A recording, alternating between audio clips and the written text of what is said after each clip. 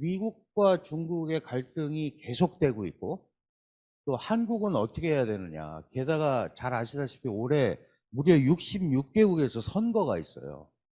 이 선거를 하면 무슨 일이 벌어지냐면 민족주의, 자국 중심주의 이런 게 많이 나오게 돼 있어요. 그러니까 그렇지 않아도 어려운 상황에 이런 것들이 굉장히 앞으로 꼬일 수가 있다. 이제 그런 전제에서 출발하겠습니다. 그래서 오늘 크게 한 여섯 가지로 말씀을 드리려고 하는데, 지금 우리가 처해 있는 이 세계가 어떤 상황에 있느냐. 2024년의 세계가 그거를 무슨 뭐 다 경영하시니까 이해를 하셔야 되고, 그 다음에 이제 미중 갈등이 역시 핵심인데, 미국이 중국을 어떻게 보는지, 중국이 미국을 어떻게 보는지, 거기다가 바이든이 어떻게 될지 몰라요. 트럼프가 올 수도 있는데, 어쨌든 지금은 바이든 대 시진핑의 구도니까, 그게 도대체 양측이 추구하는 게 뭔지, 요 얘기를 좀 해드리고, 그 다음에 이제 우리는 뭐 한국은 미국과 중국 사이에만 있는 건 아니에요. 그런데 이제 그게 가장 크게 영향을 끼치기 때문에, 그럼 한국은 도대체 어떻게 이 상황을 바라봐야 되는가. 물론 여기에는 우리나라의 우리 정부라든지 우리 기업의 인식이 어떤가도 굉장히 중요한데, 제일 중요한 거는 정부 대 정부의 관계가 좀 괜찮아야 돼요. 근데 다 아시다시피 지금 우리가 한중 관계도 그렇고 한러 관계도 그렇고 굉장히 어려움에 처해 있습니다. 이걸 돌파하는 방법이 뭘까에 대해서 지금 계속 이제 고민을 하고 있는 건데, 이제 압축을 해서 좀 설명을 드리면, 2024년의 세계는 사실은 이게 작년에도 제가 강의하면서 똑같이 했던 건데, 작년 문제가 해결된 게 하나도 없어요. 근데 작년의 문제라는 게, 2024년의 문제라는 게 사실은 2018년부터 누적돼서 생긴 문제들이에요. 여러분들이 우리가 미중 갈등, 뭐 공급망 이런 얘기 많이 하잖아요. 그리고 그 다음에 뭐 팬데믹 문제 이런 게 있는데, 실제로는 우리가 팬데믹이 2020년부터 이제 코로나 위기가 왔다고 그러는데, 실제로 미중 간의 갈등은 트럼프 대통령 오고 나서부터 아주 백열화된 거거든요. 그러니까 이미 2018년, 17년 말부터 미중 간에는 갈등이 생기기 시작했고, 그로 인해서 공급망 위기가 오기 시작했어요. 그러니까 트럼프 대통령은 중국 애들이 우리 거 훔쳐가지고 만들고, 그거 가지고 국제사회에서 또 무역시장에서 이 비정상적인 방법으로 무역을 하니까 미국의 일자리도 뺏기고 국제 무역 질서도 흐트러진다. 그러니까 쟤네가 힘을 못 쓰게 해야겠다.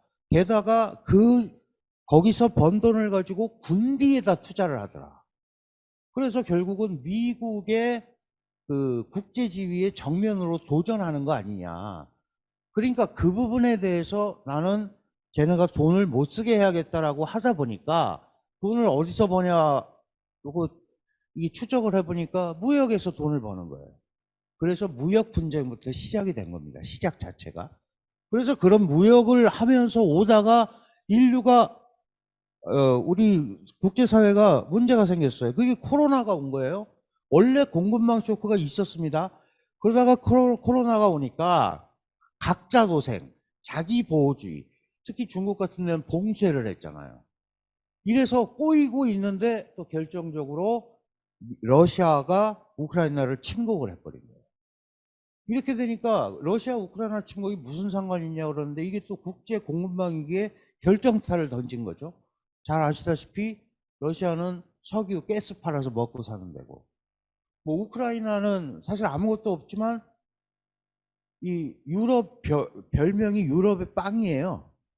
이 중앙아시아가 세계 3대 흑토 지역의 하나인데, 여기서 유럽 밀의 40%를 공급한단 말이에요. 파리바게트 빵값이 오르는 거야. 우리 빵값도 그래서 오르잖아요. 이렇게 전 세계가 꼬이기 시작을 하는 거예요.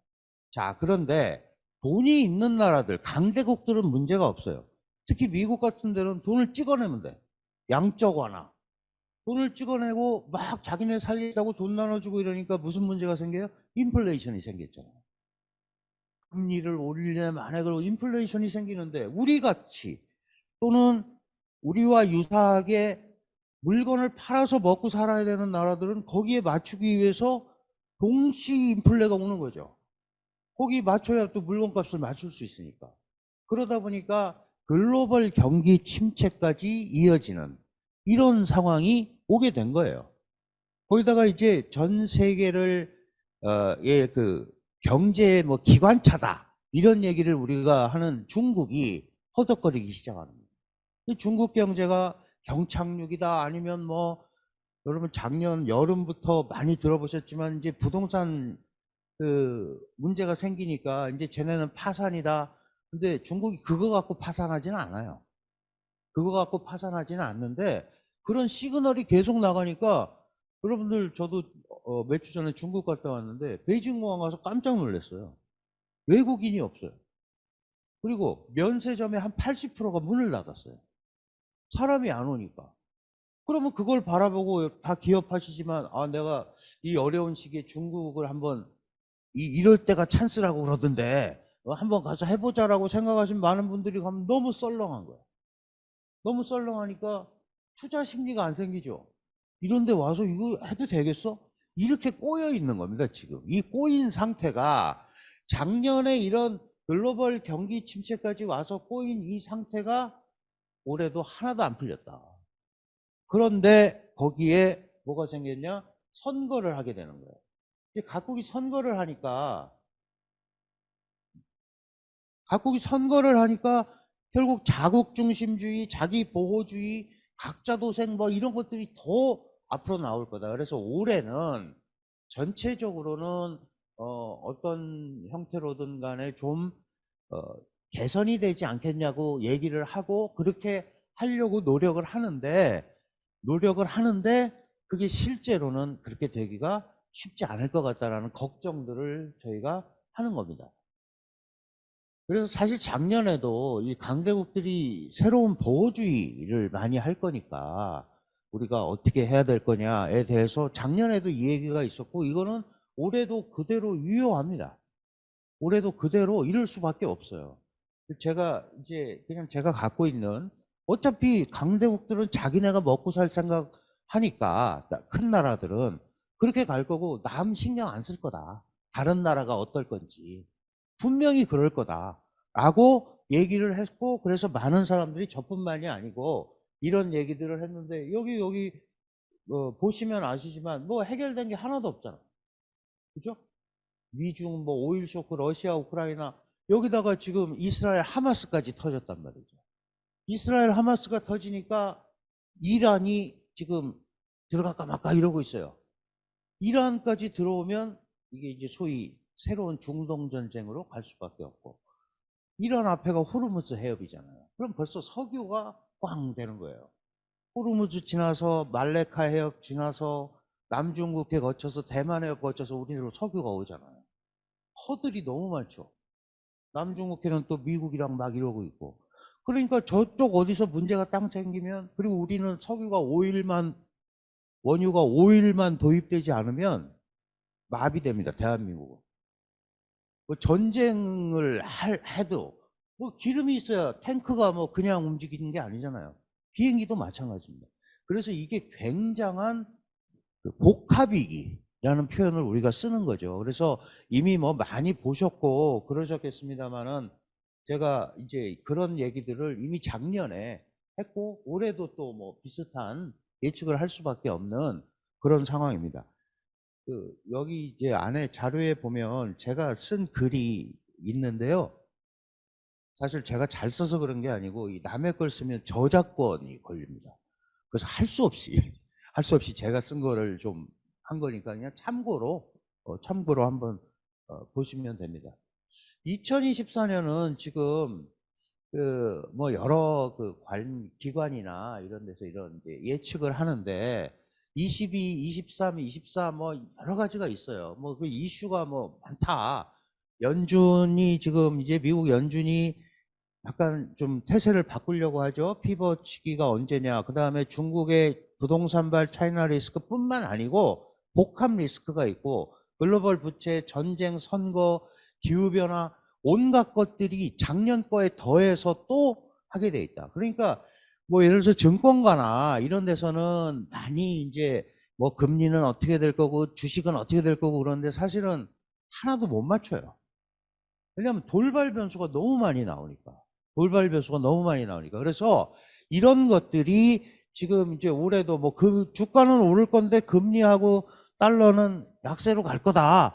이제 예측을 하는 거죠. 예측을 하는데 그게 그대로 적용이 될지는 전혀 모릅니다. 그러나 전반적으로 작년보다는 조금 나아질 것 같다라는 기대는 하고 있지만 그게 구체적으로 어떻게 체현이 될지는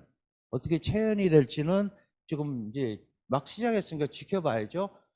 이 세계 경제 성장률이 사실은 뭐 대한민국 우리나라가 문제지 뭐 다른 나라가 뭐 문제냐 그러는데 다른 나라에서 문제가 생기니까 또 우리도 문제가 생기는 거거든요. 그러니까 서로 그 상황을 봐야 되는데 그 2024년도 전체적인 성장률이 기대는 좀 작년보다 나아졌으면 좋겠다라고 그러는데 사실 작년이 뭐 3.0% 올해가 2.9%니까 나아진 게 하나도 없어요. 그죠? 선진국 경제 성장률도 그렇고 신흥국도 다 비슷합니다. 다 비슷한데 이게 사실은 이 옆에 있는 이 그림은 이게 90년부터 한 20여 년간 이제 세계가 어떻게 변했는지 그 경제 규모, 역량이나 이런 것들을 이제 도표로 나타내 주는 건데 이렇게 진폭들이 있죠. 저 분홍색들이 지금 앞에 있는 소위 올해 세계를 좀 선도하겠다. 특히 인도네시아 같은 데가 지금 굉장히 주목을 받고 있죠. 여러분들 많이 들어보셨을 텐데 글로벌 사우스라는 게 생겼어요.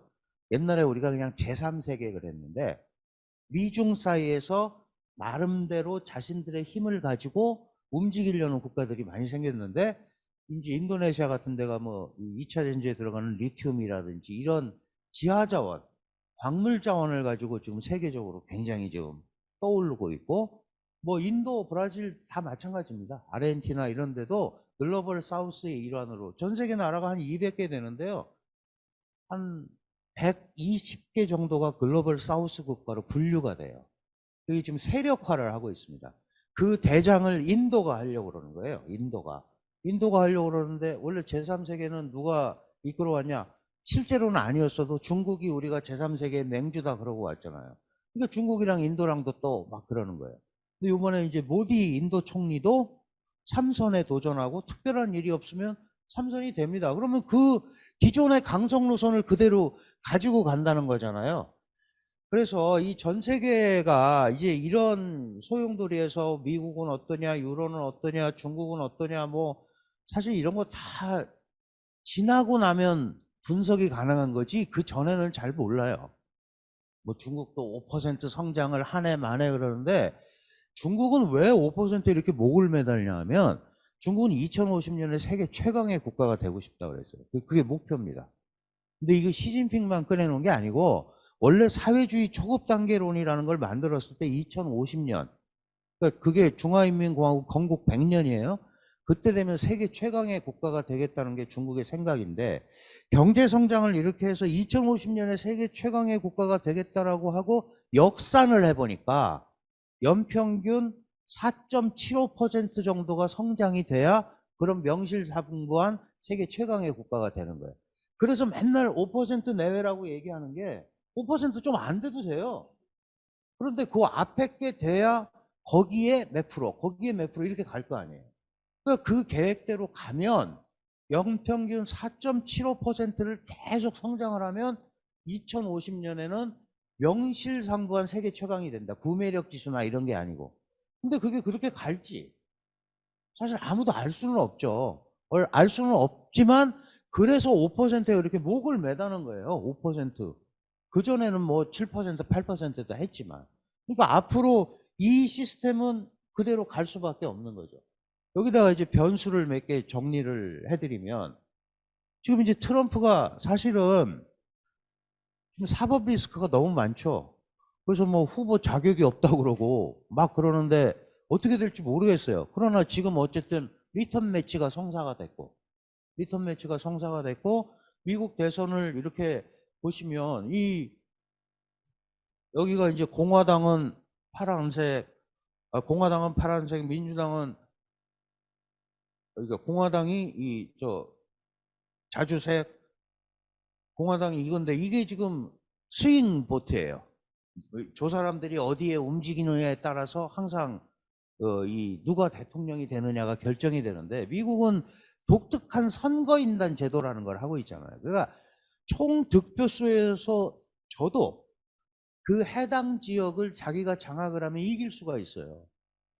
그러니까 총 득표수가 저도 선거인단 수가 많은 지역을 이기면 그 선거인단을 통째로 다 가져가니까 뒤집어진단 말이에요.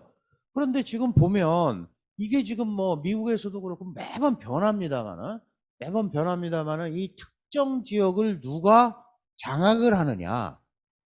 뭐 우리만 무슨 뭐 영호남, 동서 뭐 이런 거 우리만 있는 거 아닙니다. 미국도 똑같이 있죠. 골수 민주당, 골수 공화당이 있고 그 다음에 스윙보트가 있는 거예요. 한 6개 정도 주가 이제 항상 그것 때문에 왔다 갔다 하는데 지금 그걸 놓고 싸우고 있는 겁니다. 이게 2020년에 306대 232 선거인단을 저렇게 가져갔어요. 근데 보세요.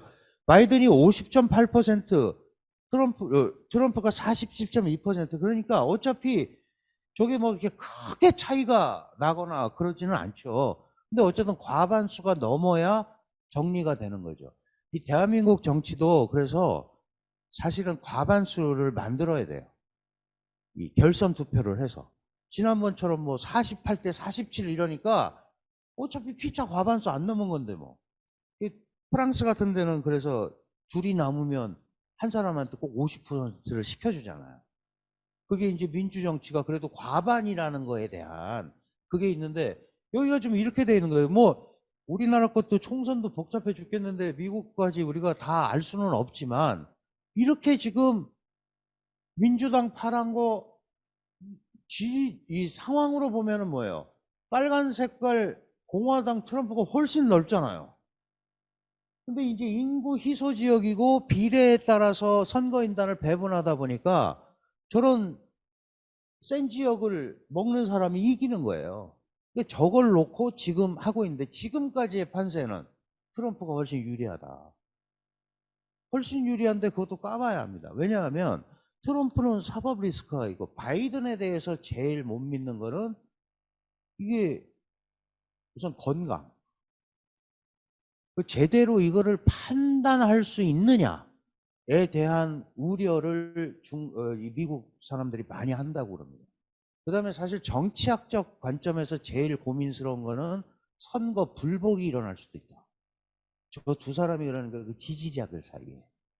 선거 불복. 이게 뭐, 그걸 어떻게 믿냐. 뭐 저기도 원래 부정 선거 투표 이런 것들이 계속 있었잖아요. 이 조지아는 한참 지나서 작년, 재작년에 겨우 결과가 공식적으로 나오고 그러거든요. 그러니까 이런 전체적인 분위기를 누가 잡느냐. 이게 이제 미국의 이 선거의 그 핵심인데 여기 노란 걸로 줄근데 저게 이제 스윙보트라고 그러는 거죠. 그럼 저기를 누가 이기느냐에 따라서 선거인단이 뒤집어진다. 그러니까 결국은 이걸 둘러싸고 그러니까 이게 뭐 미국의 민주정치가 완전하냐라고 얘기하면 사실은 아니죠.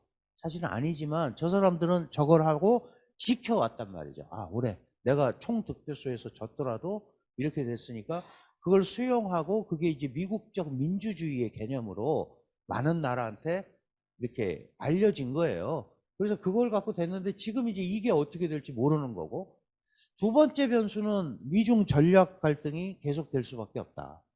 작년에 에이펙에서 시진핑과 바이든이 만났어요. 그죠? 그리고 재작년에는 발리에서 또 만났습니다. 두 사람이 만나가지고 우리 두 나라 간에 갈등이 있는 거는 서로 안다. 그리고 해결이 안 될 것도 안다. 그러나 이 갈등이 적어도 충돌로 비화되는 건 막자. 이게 둘이서 합의한 유일한 합의사항이에요. 갈등이 있는 건 인정하지만 충돌로 비화되는 건 막자. 그러니까 어정쩡하게 봉합을 해놓은 거예요, 지금. 그러니까 충돌로는 가지 말고, 이 충돌에는 여러 가지가 들어갑니다. 특히 군사적, 우발적 충돌, 남중국 해나 이런 게 이제 제일 문제가 되고, 미국은 제일 고민하는 게 대만 문제예요. 그죠? 대만 해협에 혹시 그 중국이 뭐 무력을 쓴다거나 그러면 그렇지 않아도 러시아, 우크라이나, 이스라엘, 하마스 이 전장을 두 개를 어쨌든 운영을 하는 거 아니에요. 미국이 있어서 다 생긴 문제들이란 말이죠. 거기다가 남중국 해 문제, 그 뭐 아니면은 대만 해협 문제 이런 거 터지고 나면 복잡해지죠. 그러면 사실 우리는 그러면 김정은이가 가만히 있을까? 이 생각도 하는 거죠. 그러니까 이게 굉장히 복합적으로 꼬여 있는 상태이기 때문에 이 양국 지도자가 딱 결정한 게 뭐냐면 갈등이 충돌로 비화되지 않도록 관리하자. 여기까지 하고 지금 봉합을 해놓은 거예요. 그러면 이 갈등이 어떤 갈등이냐를 볼 필요가 있는데 보시다시피 예전에 양극 시대의 미소 갈등이라는 게 있었잖아요. 그건 딱 두 가지예요. 하나는 제도와 가치죠. 사회주의가 좋으냐, 민주주의가 좋으냐. 이거는 굉장히 형이상학적인 거예요. 그리고 또 하나는 현실적으로 나타나는 게 뭐예요? 군사력. 누가 핵무기를 많이 가지고 있고, 누가 미사일을 많이 가지고 있고, 이거 갖고 싸웠어요. 그런데 지금의 미중 갈등은 그때 갈등하고 다릅니다. 그때 갈등하고 다른 가장 큰 이유가 뭐예요? 중국이 과거 미소 갈등에서 소련이 갖고 있지 않았던 뭘 가지고 있어요? 경제력을 가지고 있는. 게다가 중국은 세계의 공장이 됐고, 뭐 세계의 시장 그러다가 지금 약간 이제 주춤하고 있는 건데, 세계의 공장이 됐다는 게 뭐예요? 메이드 인 차이나 부품을 쓰지 않으면 세계 경제가 안 돌아가는 거죠. 이거 이제 여러분들 너무 잘 아시는 글로벌 밸류 체인이라는 게 있잖아요. GVC라고 그러는 거.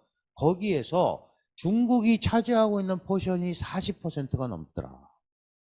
그러면 거꾸로 얘기하면 뭐 어떤 물건이 나오는데 메이드 인 차이나가 40%가 빠져버리면 물건이 안 되는 거죠. 물론 이제 다른 걸로 대체할 수 있죠.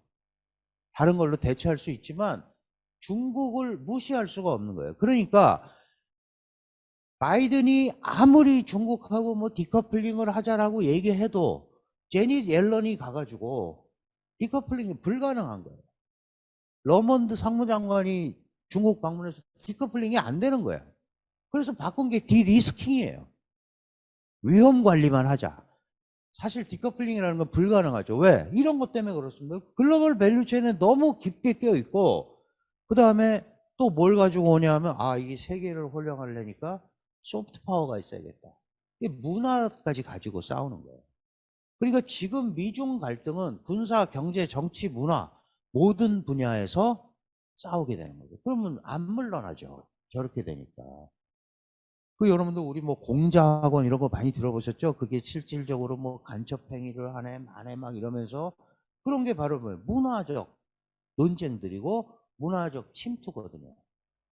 우리나라에도 뭐 요새도 더 이제 우리 총선 앞두고 그런 것들이 지금 굉장히 중국이 한국에 대해서 영향력 공작을 펼치고 있다. 뭐 이런 얘기가 그래서 나오는 겁니다. 그러니까 지금은 이게 보시다시피 시작은 무역, 통상, 기술 패권 막 이렇게 해왔는데 민주 자유 논쟁으로 특히 바이든 때 오더니 이제 가치, 이념, 제도, 군사 저렇게 가면 뭐가 돼? 니네 사회주의 틀렸어. 사회주의 하지 마. 이렇게 가는 거예요. 그럼 중국이 네가 뭔데 나한테 우리 제도를 가지고 하라 하지 마라 그러면. 그럼 시진핑은 물러날 수가 없어요. 지금 그렇게 해서 내가 미국하고 1대1로 대항한다고 그래서 삼선을 했는데 지금 와가지고 삼선을 하고 막 가다가 아유 나 미국하고 이제 안 싸울래. 되겠어요? 뭐 불가능하다고. 그래서 미중 갈등은 변수가 아니고 상수입니다. 저건 저렇게 계속 갈 수밖에 없어요. 다만 그 진폭의 조정은 가능하죠. 야, 요번에 조금 약간 휴전해서 가자. 이거지만 기본적으로 저걸 둘러싼 갈등 구조는 해소가 안 될 거다. 그래서 많은 분들이 미중 갈등이 완화되면 이렇게 될 거다. 해소되면 이렇게 될 거다라는 이제 글도 쓰고 그러는데 그건 불가능하다. 둘 중에 하나가 내가 잘못했어 그러면 해결되죠. 어느 날 시진핑이 나 더 이상 이제 미국한테 안 대들고 같이 갈래. 라든지 미국이 중국을 무릎을 꿇리는 거는 이제 그만하고 뭐 주요 협력 파트너로서 가자. 이렇게 하면 해결이 되지만 그렇지 않고 저렇게 갈등을 계속 유지를 하면 저거는 안 되게 되어 있습니다. 그래서 제가 여러분들 다 기업하시니까 항상 최악의 경우를 가정을 많이 하시잖아요. 미중 갈등은 그래서 풀리거나 이러는 게 아니고 변수가 아니고 상수일 수밖에 없다. 물론 분야별로 다 달라요. 그 상수라고 일단 판단을 하셔야 됩니다. 그 다음에 러시아 우크라이나 전쟁도 안 끝납니다. 러시아 우크라이나 전쟁도 원래는 키이우를 점령해서 한 3박 4일 열심히 전쟁해서 거기다가 꼭두각시 정권 세우고 나오려는 게 아마도 푸틴의 생각이었을 거예요. 근데 그게 잘 안 됐잖아요. 그러니까 지금은 우크라이나라는 데가 여긴데 지금 요 우크라이나 전체에서 싸우는 게 아니고 요쪽 동네에서만 싸우잖아요. 그 무슨 도네츠크 공화국 친러 지역만 놔두고 가는 거야. 그러면 러시아는 지금 무슨 작전을 짜는 거야? 고사 작전이죠. 중앙에 가서 싸워가지고 막 이게 아니고 한마디로 말려 죽이기 작전을 하는 거예요. 질질 끌고 가는 겁니다. 그러면 미국 니네, 서방 니네가 언제까지 우크라이나 지원해 주나 보자. 그럼 지칠 거 아니겠어요? 그리고 지금 벌써 그러잖아요. 트럼프는. 내가 당선되면 나 저 지원 안 한다. 왜 우리 돈을 가지고 저걸 하느냐? 라고 얘기한단 말이에요. 그러니까 저것도 안 끝납니다. 지금 벌써 3년 됐잖아요. 올해 2월 24일이면 3년이에요. 저렇게 오래 갈 거라고 예측도 못했고, 우리는 침략할 거라고 예측도 못했는데, 그러면 푸틴은 왜 그러느냐? 뭐 여러 가지 이유가 있어요. 있지만, 푸틴이 이런 말을 했습니다. 21세기의 최고의 재앙은 소련이 망한 거다. 그럼 무슨 얘기예요? 소련을 다시 옛날의 힘으로 세우고 싶은 생각을 기본적으로 가지고 있는 거예요. 그런데 이 밑에 보시면 나토, 이 빨간 게 나토입니다. 1988년에 나토는 이쪽 동네에 있었어요. 그리고 이쪽은 다 소련의 영향권에 있는 바르샤바 조약기구. 그죠? 폴란드의 바르샤바 조약기구를 가지고 나토하고 대치를 했죠. 미국하고 소련이. 그런데 이제 냉전이 해체되고 나서 없어지니까 이게 지금 여기 스웨덴, 핀란드 이런 나라까지 다 들어와 가지고 요 우크라이나하고 벨라루스 빼고는 전부 나토가 된 거예요. 그러면 이제 러시아 입장에서 보면, 푸틴 입장에서 보면, 아니 요게 우크라이나인데 이것까지 다 빨간색으로 와버리면 그러면 갈 데가 없죠. 그러니까 나토의 동진, 나토가 동쪽으로 자꾸 확장이 되고 우크라이나도 나토에 가입을 하려고 그러고 이러니까 이제 문제가 된 거예요. 근데 러시아 우크라이나 전쟁이 나니까 스웨덴이나 핀란드 같이 우리는 영원히 중립국이고 어디랑 안 하겠다라는 나라들까지 작년 8월에 다 나토에 들어가 버렸어요. 그러니까 이 훨씬 더 좀 국제 공간이 사라진 거죠. 그러니까 정면 대결은 하기가 어렵다는 거를 푸틴이 알죠. 그러니까 우크라이나만 가지고 계속 고사작전으로 지금 가고 있는 거예요. 이것도 안 끝납니다. 이제 많은 분들이 그러죠. 아니 모스크바 갔더니 전쟁하는지 안 하는지도 모르겠어. 철저하게 분리시키는 작전을 하고 있는 거예요. 거기는 원래대로 기능하게 하고 저쪽 밑에 동네 근데 그것도 포기하기가 어려워요. 왜 포기하기가 어렵냐? 러시아는 항구가 없습니다. 부동항이. 근데 저 위에 핀란드 저 이런 데도 좀 써야 되는데 여기도 지금 못 쓰게 돼 있잖아요. 그러니까 그 흑해라는 데, 흑해.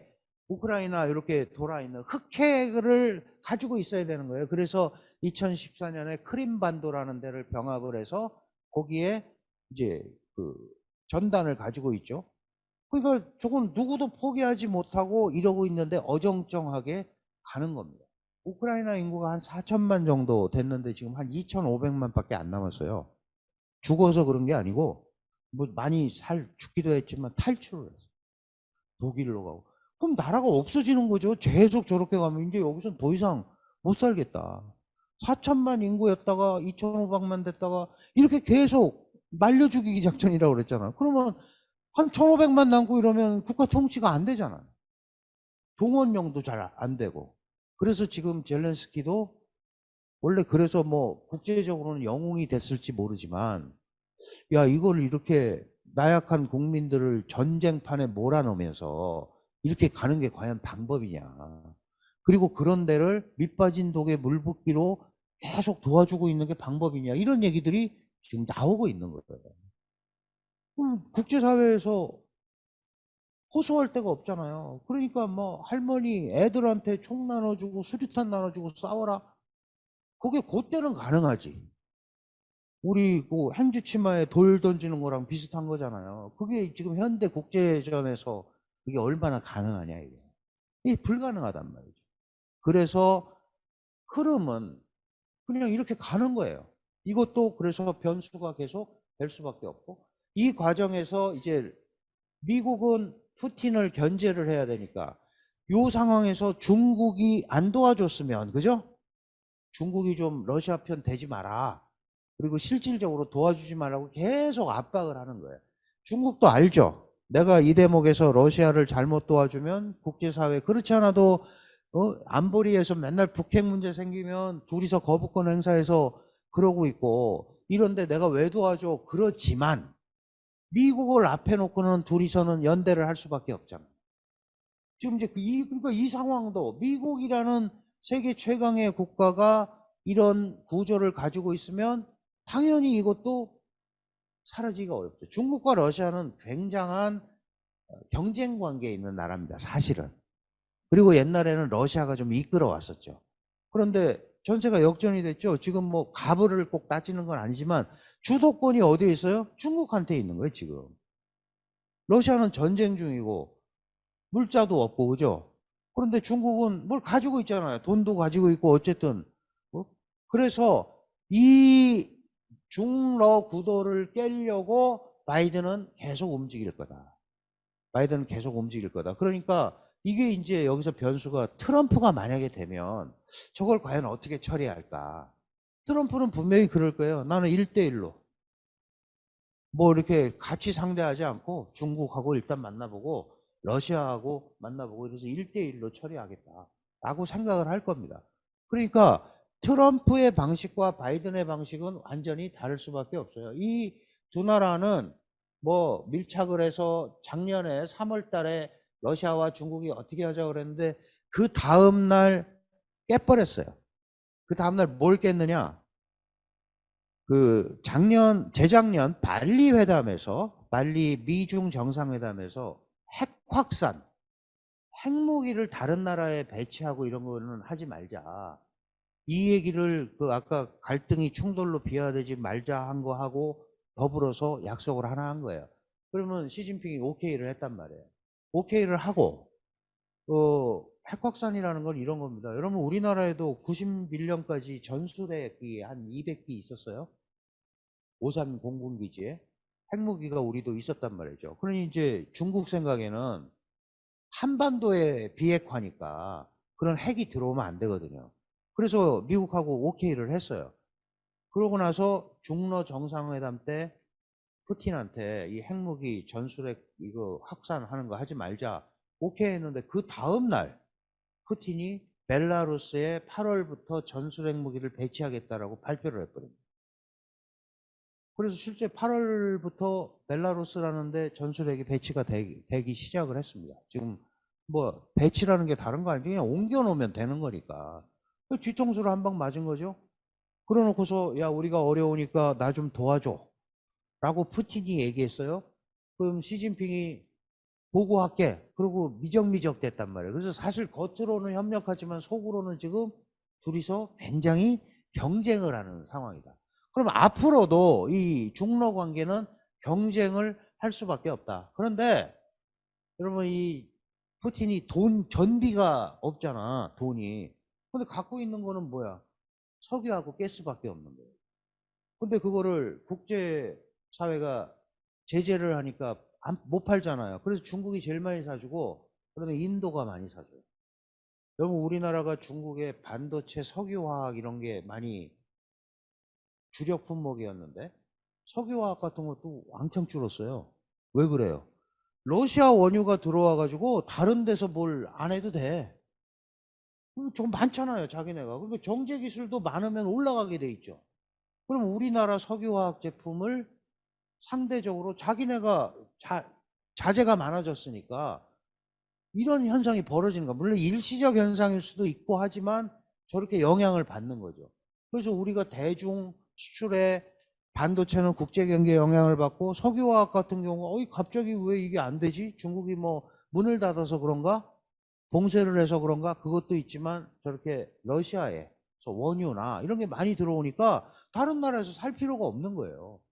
그러다 보니까 자연스럽게 한국의 대중 무역 구조도 바뀔 수밖에 없는 거죠. 그게 인위적으로 바뀌는 게 아니고 안 되니까 다른 형태로 가는 거다. 제가 여러분들 다 기업하시니까 이게 억지로 막 이렇게 해서 되는 거는 절대 아니거든요. 그리고 자연스럽게 바뀌는 분위기를 찾아서 갈 수밖에 없는 그런 구조입니다. 나중에 말씀드릴 기회가 있겠지만 우리가 20년 전에 한중 무역 구조의 10대 교역 품목하고 20년 후에 10대 교육 품목을 비교를 해보면 5가지가 바뀌어 있습니다. 5가지가. 주요 교역 10대 교역 품목. 그건 누가 바꾸라고 해서 바꾼 게 아니죠. 세월이 가면서 국제 사회가 바뀌고 시스템이 바뀌면서 바뀌는 거예요. 그러니까 그거를 뭐 옛날로 다시 돌려놓자, 이 제품은 옛날에 이렇게 팔렸는데 왜 안 팔리냐, 더 팔자, 이렇게 해서 될 일이 아니라는 거죠. 그래서 이런 흐름을 보면서 어떤 식으로 이 흐름을 잡아가야 되는지, 그런 게 이제 기업인들이 안고 있는 제일 큰 숙제이기도 합니다. 그 다음에 이 이스라엘 하마스, 그 팔레스타인은 하마스라는 무장 정파는 투쟁을 하자는 거고, 안 그런 데도 있어요. 그죠? 뭐 팔레스타인 평화로서 이스라엘 팔레스타인 문제를 해결하자 하는 데가 있는데, 여기가 여러분들 지금 전쟁하고 있는 가자지구라는 데요.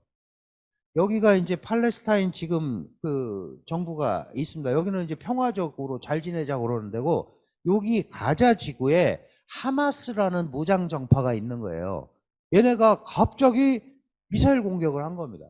그런데 여러분 보시면 1917년에 야, 이 땅을 팔레스타인, 세계를 떠도는 팔레스타인 사람들한테 주고 이걸 독립을 시키자.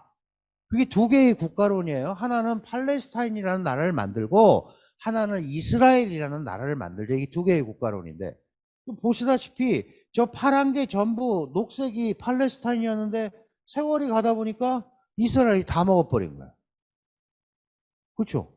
그럼 이스라엘 입장에서 보면, 팔레스타인 입장에서 보면 다 뺏긴 거야. 세월 가면서. 이게 원래 다 팔레스타인 거였는데 이렇게 가다가 이만큼 남은 거예요. 그리고 가자 지구도 점령해가지고 여기를 이제 여기서 그 하마스라는 무장 정파가 이제 공격을 한 거예요. 팔레스타인은 억울하다 이거죠. 그럼 하마스가 이스라엘을 어떻게 이기려고 공격을 했지? 저게 지금 저 대목에서 그럼 자기네가 이길 거라고 생각해서 했나? 그런 건 아닙니다. 하마스는 당시에 이스라엘하고 사우디가 거의 수교 직전까지 갔었어요. 이스라엘하고 사우디가 수교를 한다는 건 사우디가 맹주잖아요. 사우디의 라이벌은 또 이 중동 지역에서 이란이에요. 수니파, 시아파 이런 거 들어보셨죠? 그러니까 지금 하마스는 누가 지원해요? 이란이 지원해요. 하마스는 이란이 지원을 한다. 그러니까 이제 이 대목이 이게 어떻게 앞으로 가느냐, 이 중동이 이게 그래서 뭐 새로운 중동 전쟁으로 비화되는 거 아니냐 라는 걱정을 그래서 하는 거고, 지금 이란이 주파나를 튕기고 있죠. 이런 것들은 여러분들이 그냥 다 참고로 보시면 되는데, 이제 국제사회는 다 자연스럽게 이렇게 되는 거예요.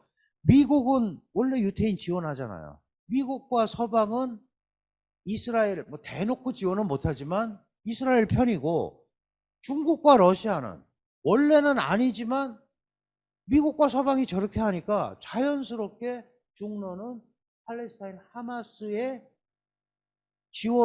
지원이라기보다도 지지를 할 수밖에 없는 거예요. 그러니까 또 갈라진 거예요. 지금 뭐 그렇지 않아도 막 다 갈라지고 있는데, 지금 저희가 이제 미중 관계나 이런 거 보면서 보면 또 갈라지는 거예요. 이걸 둘러싸고. 저렇게 안 하고 싶지만 분위기상. 그래서 원래 처음에 중국은 알아서 좀 잘 해결해라 이러다가 눈치 싹 보니까 이게 안 되겠거든. 그래서 이쪽으로 옮겨왔어요. 근데 이스라엘하고 중국하고요, 놀랍게도 IT 교역을 엄청나게 합니다. 50억 불 이상 IT 교육을 해요. 50억 불 이상. 그럼 이제 사실은 IT 뭐 이런 것도 다 옛날 미국에서 유태인들이 어쩌고저쩌고 했지만 이것 때문에 지금 미국이 중국에 들어가는 고급 과학기술 다 막고 있잖아요. 근데 이스라엘이 일부 우회적으로 그런 거를 또 좀 협력해 주는 게 있거든요. 그래서 그것 때문에 미적미적 하다가 이 분위기가 여기 계속 서 있으면 안 되겠어. 이래가지고 좀 이렇게 또 갈라져 있는 거예요. 근데 이것도 지금 10월 7일 날 시작해서 뭐 협상을 하고 금방 끝날 것 같은데 또 해를 넘긴 거예요. 그럼 또 저렇게 가는 겁니다. 어느 누구도 나서서 내가 이걸 해결할게 하는 나라가 없는 거죠. 그리고 지금 선거 전에 들어가 버렸잖아요. 그럼 저것도 어디로 갈지 몰라요. 저 안에 살고 있는 사람들만 힘들어지는 이 구조가 또 생기는 겁니다. 그러니까 이것도 안 끝나요. 이런 것들은 제가 그냥 써놓은 거니까 한번 읽어보시고요. 이게 미국 입장에서 보면 우크라이나와 이스라엘을 지원하는 두 개의 전장을 운영해야 되니까 저것도 이제 미국의 운신의 폭이 머리가 복잡할 거 아니겠어요? 그리고 트럼프는 왜 거기에 다른 나라 우리가 지금 얼마나 문제인데 왜 남의 나라 것까지 도와주느라고 그래? 라고 지금 계속 하고 있으니까 트럼프가 되면 어떻게 될지 몰라요. 우리도 큰일이죠. 뭐 큰일이 나봐야 뭐 어떻게 나겠습니까? 많은 엄청 피곤해진다는 거죠. 지금 그렇지 않아도 지금 우리 윤석열 정부는 한미동맹 강화, 한미일 삼각공조해서 다 만들어 놨는데 이제 트럼프가 오면은 그런 거 다 필요 없다는 거거든요. 1대1로 하자는 거죠. 한미동맹 오케이 강화시켜줄게. 근데 삐를 내. 내가 돈 내면 다 해줄게. 지금 예를 들어서 우리 트럼프 때 주둔군, 주한미군 비용 가지고 막 하신 거 기억하시죠? 한 8천억 정도를 우리가 공짜로 하는 건 아니에요. 우리가 한 8천억 정도 부담을 하고 있는 건데 그걸 5조로 올려달라고 그랬잖아요. 5조로. 일본은 50조를 달라고 그랬어요. 물론 일본에는 8개 주 1미군 기지가 있습니다. 50조 올려달라고 그러니까 이제 큰일 났잖아요. 갑자기. 근데 우리는 5조 하다가 어쨌든 이제 바뀌어가지고 인상을 해줘갖고 뭐 1조 1천억인가 리저너블하게 올려줬어요. 리저너블하게 올려줬고 그래서 지금 그렇게 왔는데 저거 이제 트럼프 오면 야 인플레를 감안해서 한 7조 내놔 또 이럴 수도 있는 거예요. 그러니까 이게 지금 어디로 갈지 전혀 알 수가 없는 이런 일들이 벌어지고 있다. 그 다음에 여러분들 뭐 1월 13일 날 이제 대만하고 선거합니다. 대만에서 이제 뭐 누가 당선이 되느냐 그러면 중국이 어떨 거냐 막 그러고 국제사회는 엄청나게 양안의 무력 충돌 막 이거에 대해서 하고 있는데 무력 충돌이 아니고 일방적으로 중국의 대만 침공이죠. 그죠? 대만이 뭐 중국을 먼저 치거나 그럴 리는 절대 없으니까. 그런데 그냥 이제 우리 뭐 신문, 언론 이런 데는 그런 일이 벌어져야 기사거리가 되고 좋지만 전쟁은 일어나기가 굉장히 구조적으로 어렵게 돼 있어요. 그리고 또 이긴다는 보장도 없어요. 한 번에.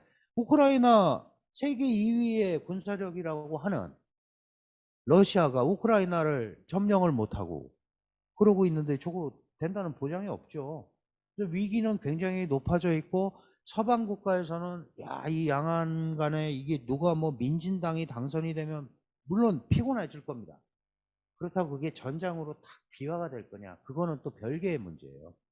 그리고 대만이 그렇게 만만치 않습니다. 대만은 세계 8번째 크루즈 미사일 개발국이에요. 미사일 2,500km 사거리 미사일을 가지고 있습니다. 그러니까 뭐 쉽게 얘기하면 베이징, 상하이 다 사정권에 들어와 있는 거예요. 같이 망하자 그러면 망할 수 있는 거죠. 그런 일은 안 벌어지겠지만 거기에다가 이 미국이 대만을 지켜주겠다는 약속을 했어요. 1979년에. 그게 대만 관계법이라는 건데 대만을 지원해 주겠다라는 거예요. 그때부터 대만의 별명이 생겼죠. 미국에 가라앉지 않는 항공모함. 대만은 미국에 가라앉지 않는 항공모함이라는 별명이 생긴 거예요. 왜냐하면 지도를 이렇게 놓고 보시면 대만이 만약에 중국한테 가버리면 이 미국의 서태평양 작전은 완전히 꽝이에요. 이 대만이 오키나와 열도에서 이렇게 있잖아요. 그럼 거기 딱 끝나버리면 남중국해까지 아무 저항 세력이 없는 거예요. 그래서 미국이 포기하기가 쉽지 않습니다. 자기네 이익 때문에 포기하기가 쉽지가 않고, 거기다가 여러분 잘 아시는 지경학적 요인까지 나왔죠. TSMC라는 이 소위 반도체, 여기를 어떻게, 이게 반도체의 구조라는 게 그렇잖아요. 미국의 원천 기술과 그다음에 일본의 소부장, 그다음에 한국과 대만의 제조력, 이렇게 돼 있는 거 아니에요 지금. 그 메모리든 비메모리든, 물론 거기에 뭐 ASML도 껴있고 막 그렇지만 큰 틀이 이거란 말이죠. 그런데 한국은 동맹이고, 물론 사형 민간 기업이 하는 거지만 어느 정도 얘기가 되잖아요. 그럼 대만도 그렇게 하려면 내가 안보 공약을 공식적으로 할 수는 없지만 내가 널 지켜줄게. 그래야 뭔가 미국이랑 할 거 아니겠습니까? 지경학적으로도 굉장히 중요한 그런 게 됐기 때문에 전쟁 나기 어렵고, 지금 뭐 양안 선거 둘러싸고 엄청나게 많고, 저도 인터뷰를 많이 하고 그러는데 저는 사실 안 난다고 얘기하는데 제목은 그렇게 안 뽑아요. 그래서 아니, 저보고 누가 전화해서 아니 뭐 전쟁 난다고 그러고 다닌다며? 아니야, 안 나. 끝까지 들어보면 안 나는데, 안 그러면은 이제 사람들이 관심이 없으니까. 이 전쟁 나기가 굉장히 어렵다. 그리고 이번 선거도 우리는 외부에서는 양안 관계가 어떻게 되고 독립이냐 막 그러는데, 사실 대만 사람들은 민생 문제가 더 급합니다. 민생. 먹고 사는, 거기도 취업 안 되고 중국한테 끌려 들어가고, 거기도 22K 세대가 있어요. 환율이 한 40대 1 되잖아요. 그게 88만 원 세대야. 22 곱하기 4 하면. 그러니까 대학 졸업하고 되는데 100만 원밖에 월급을 못 받으니까 취업을 안 하려고 그래. 그럴 때 중국이 꼬시는 거죠. 야, 여기 와. 월급 더 줄게. 그리고 인재도 빼내가고. 그래서, 그리고 중국도 야, 이게 이렇게 가가지고는, 대만도 이렇게 가면 나 평생 집도 한 칸 못 사. 이런 젊은이들이 생기니까 불만이 많잖아요. 그래서 그런 게 오히려 더 큰 지금 문제다. 이게 금방 말씀드린 세계 연합성명, 이 미국과 중국이 하나의 중국을 둘러싸고 약속한 거고, 대만 관계법이라는 거를 만들어서 지원을 하는 거예요. 제가 여기서 여러분들이 신문 보시거나 이런 데서 그냥 가장 간단하게 한 말씀만 드리면, 중국은 하나의 중국 원칙을 지키라고 얘기합니다. 많이 들어보셨죠? 하나의 중국 원칙. 하나의 중국 원칙은 뭐냐면, 중화인민공화국이 중국의 유일 합법 정부고 대만은 중국에 속한다. 이게 하나의 중국 원칙이에요. 중국이 얘기하는. 그러면 우리도 수교 성명에 한국은 하나의 중국 원칙을 수용했었다고 그랬는데 그런 적 없습니다. 이것도요, 중국이 지금 세지니까 뭐 그게 원칙이냐 아니냐 나오는지, 옛날에는 우리 수교 성명에는 어떻게 돼 있냐면, 한국은 중화인민공화국이 중국의 유일 합법 정부이고 대만이 중국에 속한다는 중국의 주장, 하나의 중국이라는 중국의 주장에 대해서 우리가 동의한 거지, 그게 원칙으로서 우리가 오케이 한 적은 없어요. 그래서 중국이 지금 190 몇 개 나라와 수교를 하고 있는데, 하나의 중국 원칙, 프린시펄이라고 못을 박은 나라는 54개 나라밖에 안 돼요. 그러니까 이제 싸움이 나는 거야. 그럼 미국하고도 3번의 연합 공동성명을 발표를 했는데, 중국은, 우리는 중국에 대해서 원 차이나 팔러시를 가지고 있다 그래요. 원 차이나 프린시플이 아니고. 그건 뭐냐? 그래, 맞아. 니네가 중화인민공화국이 중국의 유일 합법 정부야. 그런데 대만이라는 데도 있지 않냐. 요 현상을 그대로 유지하는 게 우리의 하나의 중국 정책이다. 대만이 중국에 속한다고 주장하는 원칙과 이게 그대로 있어야 된다고 하는 정책 사이에 충돌이 일어나는 게 지금 미국이 양안 관계를 둘러싸고 벌어지는 논쟁이에요. 그러니까 원 차이나 팔러시하고 원 차이나 프린시펄의 싸움인데 다 말장난이죠.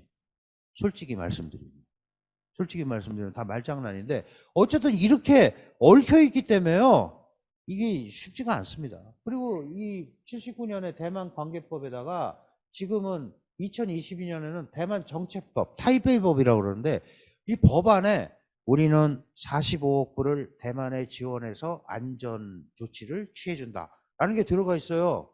45억 불의 군비 무상 지원 조항이 들어가 있습니다. 여러분 법에 저렇게 구체적인 특정 지역을 해서 액수를 써놓은 법은 없어요. 근데 저 법이 있는 거예요. 그러면 야 대만은 45억 불 먹었네. 그런데 그래가지고 120억 불을 유상으로 팔아요. 근데 대만 입장에서는 그거라도 있어야지. 45억 불을 받고 일단 어차피 무기 사야 되는데 120억 불어치를 또 사요. 그러면 이제 중국은 뭐라 그래요? 미국은 대만을 무장시켜서 우리를 압박하려고 한다. 이렇게 좀 싸우고 있는 겁니다. 그러니까 이것도 실질적으로는 전쟁이 일어나기가 어렵다. 그 다음에 바이든이 또 뭘 강조해요? 홍콩. 여러분들 요새 홍콩 가보시면 재미없죠? 너무 달라졌어요. 반간첩법도 걸릴 수 있고 뭐 갖다 걸면 걸리는 거지. 홍콩은 굉장히 복잡한 지역이에요. 복잡한 지역인데 사람들이 또 그렇게 얘기해. 홍콩 저거 이 옛날에 뭐 아시아의 정말 진주고 그죠? 세계 최대의 자유무역항이고 막 이랬었잖아요. 근데 홍콩이 활력이 확 떨어졌단 말이에요. 근데 작년에 송환법, 재작년에 송환법 이런 거 하니까 막 200만이 나왔잖아요. 야, 보안법 이제 중국이 다 통치한다는 보안법을 딱 하니까 야, 저거 한 400만, 500만 나올 거야. 그런데요, 제가 이제 그때 무슨 방송에 출연해갖고 우리 민주 연구하시는 분이 한 500만 나올 거라고 그러더라고요. 그래서 제가 그냥 저는 감으로 1000명도 안 나올 것 같다. 중국 사람은 너 죽어 그러면 안 와요. 너 하다가 걸리면 너 베이징 가서 재판할 거야? 안 나옵니다. 그냥 600명 나왔어. 길거리에. 이게 그리고 성분이 복잡해요. 홍콩이. 제가 여러분들 홍콩 이제 비즈니스 하시는 분들도 계시는데 원래 어촌이었다가 저게 이제 무역항이 됐다가 그다음에 선박업이나 이런 거 해갖고 컸다가 그죠? 영국 식민지로 하여간 뭐 기능을 했잖아요. 그래서 좋은 시스템과 이런 제도를 가지고 있었단 말이죠. 그 공무원들도 훈련이 잘 됐고 그러고 나서 1949년에 중국이 공산화되니까 그거 싫어서 자유를 찾아서 홍콩으로 온 사람들이 있어요. 개혁 개방할 때는 돈 벌러 온 거예요. 등소평이. 그다음에 97년에는 중국에서 이제 중국의 품에 돌아갔다고 그러니까 중국 자본들이 들어오잖아요. 이 성분이 다 다릅니다. 그래가지고 무슨 내가 반중 이거를 공통적 목소리를 근본적으로 낼 수가 없는 지역이에요. 그런데 거기에 무슨 뭐 제2의 광주 사태 같은 게 생길 거다라고 그러고 막 그러는데 너무 모르는 거지. 그래서 제가 오해하지 마시라고 여기다 이 성분 이런 거를 써놨어요. 한번 읽어보세요. 비즈니스도 그래서 홍콩 비즈니스는 그게 다 다릅니다. 물론 지금 우리가 이제 중국에 들어가는 하이테크, 하이엔드 반도체는 원래 중국에서는 지금 20나노 정도밖에 못하니까 물론 이제 미국이 뭐 14나노 이하 들어가지 말라고 그러는데 그런 건 에어파셜로 전부 홍콩 거쳐서 가잖아요. 반도체가. 이게 굉장히 중요한 지역이에요. 저 지역이.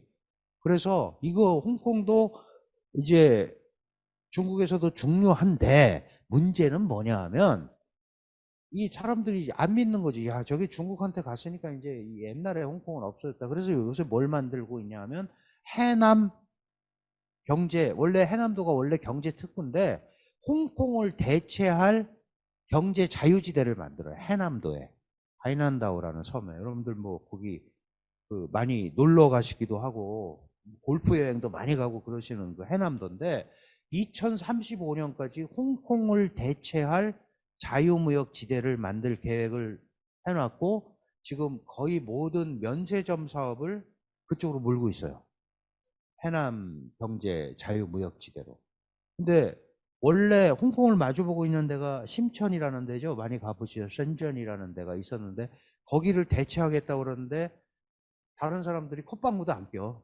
야, 그걸 어떻게 믿어? 그래서 지금 해남 경제 자유무역지대를 만드는데 저것도 뭐 어떻게 될지 모릅니다. 어떻게 될지 모르고 그럼 사람들 얘기는 아니 홍콩이 원래 그 기능을 갖고 있는데 그걸 좀 살려서 해보는 게 낫지 않겠느냐. 근데 홍콩 자본이 많이 빠져가지고 제일 많이 수혜를 본 데가 싱가포르예요. 싱가포르로 다 옮겨갔어요. 그 뭐 주요 다국적 기업 본부나 이런 데가. 우리도 좀 몇 개 건져볼까 했는데 우리는 근데 이 북핵 리스크 때문에 잘 안 오죠. 대만도 건져볼까 했는데 대만으로 가면은 중국한테 불이익을 받을 테니까 안 가고, 그래서 싱가포르이 지금 신났습니다. 싱가포르. 그런 일이 벌어지고 있는 거예요. 그 다음에 북한하고 러시아가 작년 9월 13일 날 회담을 했잖아요. 그죠? 그러면서 북러가 가까워진다. 그러니까 북중러 셋이서 뭉칠 거야. 그러면 지금 그렇잖아도 한미일이 이렇게 있으니까 한미일 북중러 삼각 협력 구도끼리 충돌을 하는 신냉전 구도가 올 거다. 이런 이제 걱정을 많이 하죠. 뭐 당연히 걱정이 됩니다. 저도 걱정이 되는데, 북한은 중국은 북한, 러시아하고 한 묶음으로 묶이는 거를 싫어하죠. 그렇지 않아도 내가 지금 북중 관계에서 중국, 북한 관계에서 더 세고, 지금 중국, 러시아 관계에서 내가 갑인데, 내가 뭐하러 셋이 뭉쳐갖고 그 우두머리를 해요. 그리고 러시아와 북한은 왕따 국가잖아, 국제사회에서. 근데 내가 왜 거기다 멀쩡하다고 생각하는데 내가 거기 끼어 들어가가지고 왜 해? 그래서 한미일 북중러 구도는 잘 이루어지기가 어려워요. 그러나 연대는 하죠. 미국이라는 걸 앞에 놓고.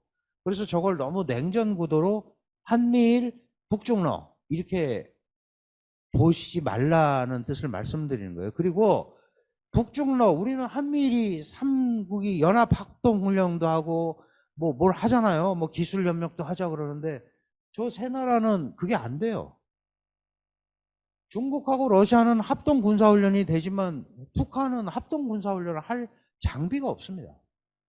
근데 과학기술 협력하자고 그러는데 북한이 뭐가 있어야 과학기술 협력을 하죠. 그래서 선천적으로 안 되게 돼 있는 거예요. 그러니까 예를 들어서 우리는 한미일 하면 한국은 반도체도 있고 배터리도 있고, 그죠? 뭐 이렇게 내세울 게 있는데 북한은 없는데 저기서 중국하고 러시아가 북한 말을 듣겠냐는 거지. 그래서 그런 구도는 잘 안 이루어질 거다라는 게 제 생각이고요. 이거는 제가 이분이 일본 총리 뭐 자문위원이라고 그래서 제가 대담을 하나 했는데, 뭐 사실 한일 관계도 복잡하잖아요. 그죠?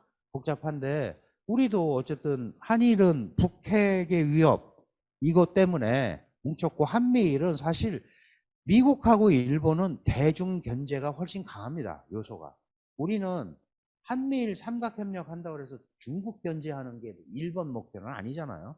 우리는 중국하고 어쨌든 잘 지내야 된다라는 생각을 갖고 있으니까 이것도 한번 읽어보시기 바랍니다. 이 북러 정상회담은 뭐 잘 아시다시피 9월 달에 이 푸틴이 하고 만나가지고 뭐 그래서 정찰위성이 또 세 번째 게 성공했다니까 뭐 조금 호치를 해줬는지 잘 모르겠어요. 그러니까 북러가 밀착을 하고, 북러가 밀착하니까 북한 입장에서는 뭐예요? 중국을 약간 자극하는 거죠. 너 나 안 도와주면 나 우리 둘이 이렇게 갈 거야. 그럼 중국은 사실 뭐 눈 하나도 깜짝 안 합니다. 북러 회담이 굉장히 위험한 거래고 국제 우려가 이렇게 되고 있고, 그리고 그러나 이런 것들이 앞으로 계속 갈 수밖에 없는 그런 구조인데, 삼각 공조로 이렇게 한미일이 탁 만나가지고 한미일 대 북중러 이 구도가 되기는 좀 어려울 거다. 제가 이제 이 국제 정세니까 어차피 북한하고 그러면 중국하고는 어떻지? 중국이 볼 때 북한 머리 아파요. 그런데 포기하지 않습니다. 지금까지 투자한 게 있지. 왜 포기합니까? 북한이 있음으로 해서 남한도 견제하고 일본도 견제하고 미국도 견제하는 거예요. 그래서 많은 분들이 그런 얘기를 하죠. 아, 이제 전략적으로 부담스러워서 거리두기 할 거다. 거리두기 하는 거 하고 중국이 스스로를 북한을 전략적 자산으로 인정하는 거하고는 별개 문제죠. 북한은 중국에게 있어서 여전히 전략적 자산입니다. 포기 안 합니다. 그래서 지원을 어떻게 하냐면 맥스 미니 스트래티지라고 그래요. 최대 최소 전략. 최대한 적게 주면서 관리하고 있는 거예요. 많이 주면 또 기어오를 테니까. 그래서 마지막에 마음속에 부담이 있어요. 만약에 북한이 핵을 완성하고 정말로 핵 보유국이 실질적인 핵 보유국이 지금도 이미 됐지만 돼서 움직이면 베이징 말을 들을까? 안 들을 겁니다, 아마. 듣기 쉽지 않을 거예요. 지금 핵을 가진 나라가 8개가 있거든요. 그것도 되게 웃기는 건데 이건 자기네들이 핵클럽이라고 그래요. 안보리 상임이사국 5개. 인도, 파키스탄, 이스라엘. 그리고 나머지 뭐 이란 뭐 다 만들려다 실패했잖아요. 근데 북한이 이 틈을 끼워서 9번째 핵 보유국이 된 거예요, 실제로. 근데 아무도 인정하지 않죠. 8개 나라는 인정합니다. 북한 핵이 무서운 이유가 뭐예요? 위협을 하는 이유가 ICBM을 갖고 있는 거예요. 안보리 상임이사국은 ICBM 다 갖고 있는데 인도, 파키스탄, 이스라엘은 ICBM이 없어요. IRBM이라고 5,000km까지밖에 못 가는데 얘네는 화성 18호 15,000km짜리 ICBM을 가지고 있고 맨날 작년에도 3번 실험했잖아요. 이게 좀 미국 겨냥하고 있다고 그러는데 일로 겨냥하면 전 세계가 유럽이 안에 들어오는 거예요. 그러니까 이걸 어떻게 관리해야 되느냐가 이게 좀 머리가 아픈 거죠. 지금 그래서 전 세계가 고민을 하고 있고 이게 바로 지금 말씀드린 그 얘기입니다. 근데 이제 7차 핵실험을 뭐 작년부터 한다, 올해는 할 거다 그러는데 핵탄두를 소형화했어요. 소형화한 거를 매달아서 이제 한번 쏴봐야 되잖아요. 지금까지는 계속 고각 발사만 하는 거예요. 이렇게 날아가야 뭐 만 몇천 킬로 가는데 계산을 하는 거죠. 이렇게 쐈으니까 이걸 내리면은 아마 갈 거다. 이렇게 계산을 하는 건데 이제 핵탄두가 소형화됐는데 이 소형화된 핵탄두를 아마 하면은 7차에는 매달고 해야 될 거다. 그렇다면은 저게 뭐 핵탄두가 소형화됐다는 건 아무 미사일이나 매달아서 보낸다는 거잖아요. 그러니까 이제 이게 이렇게 되면은 전 세계를 위협하는 결정타가 될 거다라고 얘기를 하는 건데 그럼 왜 7차 핵실험을 왜 안 하느냐? 저게 이제 여러 가지 이유가 있을 수 있는데 우선 중국이 좀 말리겠죠. 안 그러면 좀 피곤해지니까 뭐 모든 질책이 올 거고. 둘째는 김정은 입장에서 저걸 했는데도 별 반응이 없으면 이제 카드가 없어. 그렇죠? 지금 뭐 사실은 이제 늑대와 소년처럼 됐잖아. 양치기 소년처럼. 우리도 완전히 막 아유 또 쐈네. 쐈나 보다. 동해상으로 2발 떨어졌다. 그냥 아무렇지도 않잖아. 일본은 막 생중계해요. 일본 열도를 넘어가네 마네 막 그러면서 그것도 이제 약간 이용하는데 우리는 정말 무심해요. 또 뭐 합참은 뭐 어쩌고 저쩌고 조사 중이다. 아 또 그러나 보다. 이러고 가는 거예요. 그러니까 제가 그럴 거 아니야. 아유, 한국 남한 동무들은 도대체 뭘 어떻게 협박을 해야 저게 되는 거야? 라고 생각할지도 몰라요. 그래서 농담이 아니고 저걸 했는데 뜨뜻미지근하면 이제 다음 카드가 없다니까? 그러니까 좀 다른 거 가지고 지금 잘 계속 하는 거예요. 물론 이제 조율을 하겠죠. 일단은 중국이 말릴 겁니다. 그러나 어쨌든 지금 이러고 있다. 그리고 갑자기 딸내미 데리고 나와가지고 요새 후계자 수업한다고 10살인데 사실 북한 미사일이 왜 무섭냐 하면 콜드런치 실험을 했다. 이 고체 연료. 이게 액체 연료를 넣으려면 어디에 벌써 포착이 되잖아요. 기지에서 연료 주입을 하고 그리고 미사일을 쏘는데 고체 연료는 막 가다가 논두렁에서 쏴도 돼요. 그런 것까지 됐으니까 미사일 강국입니다. 정말. 대한민국도 미사일 강국입니다. 우리는 더 세계적인 완벽한 또 뭐라 그럴까 어떻게 보면 무모하다고 보일 수도 있는데 8톤짜리 탄두를 만들었잖아요. 그게 현무 5라는 거예요. 탄두가 8톤이야. 여기는 소형화해서 500kg로 만들고 있는데 8톤짜리 현무 탄두를 만들어 가지고 이거 그냥 미사일입니다. 뭐 800km, 1000km 가는 미사일인데 이게 나가사키 히로시마에 떨어졌던 핵폭탄급 전술핵 위력을 가지고 있어요.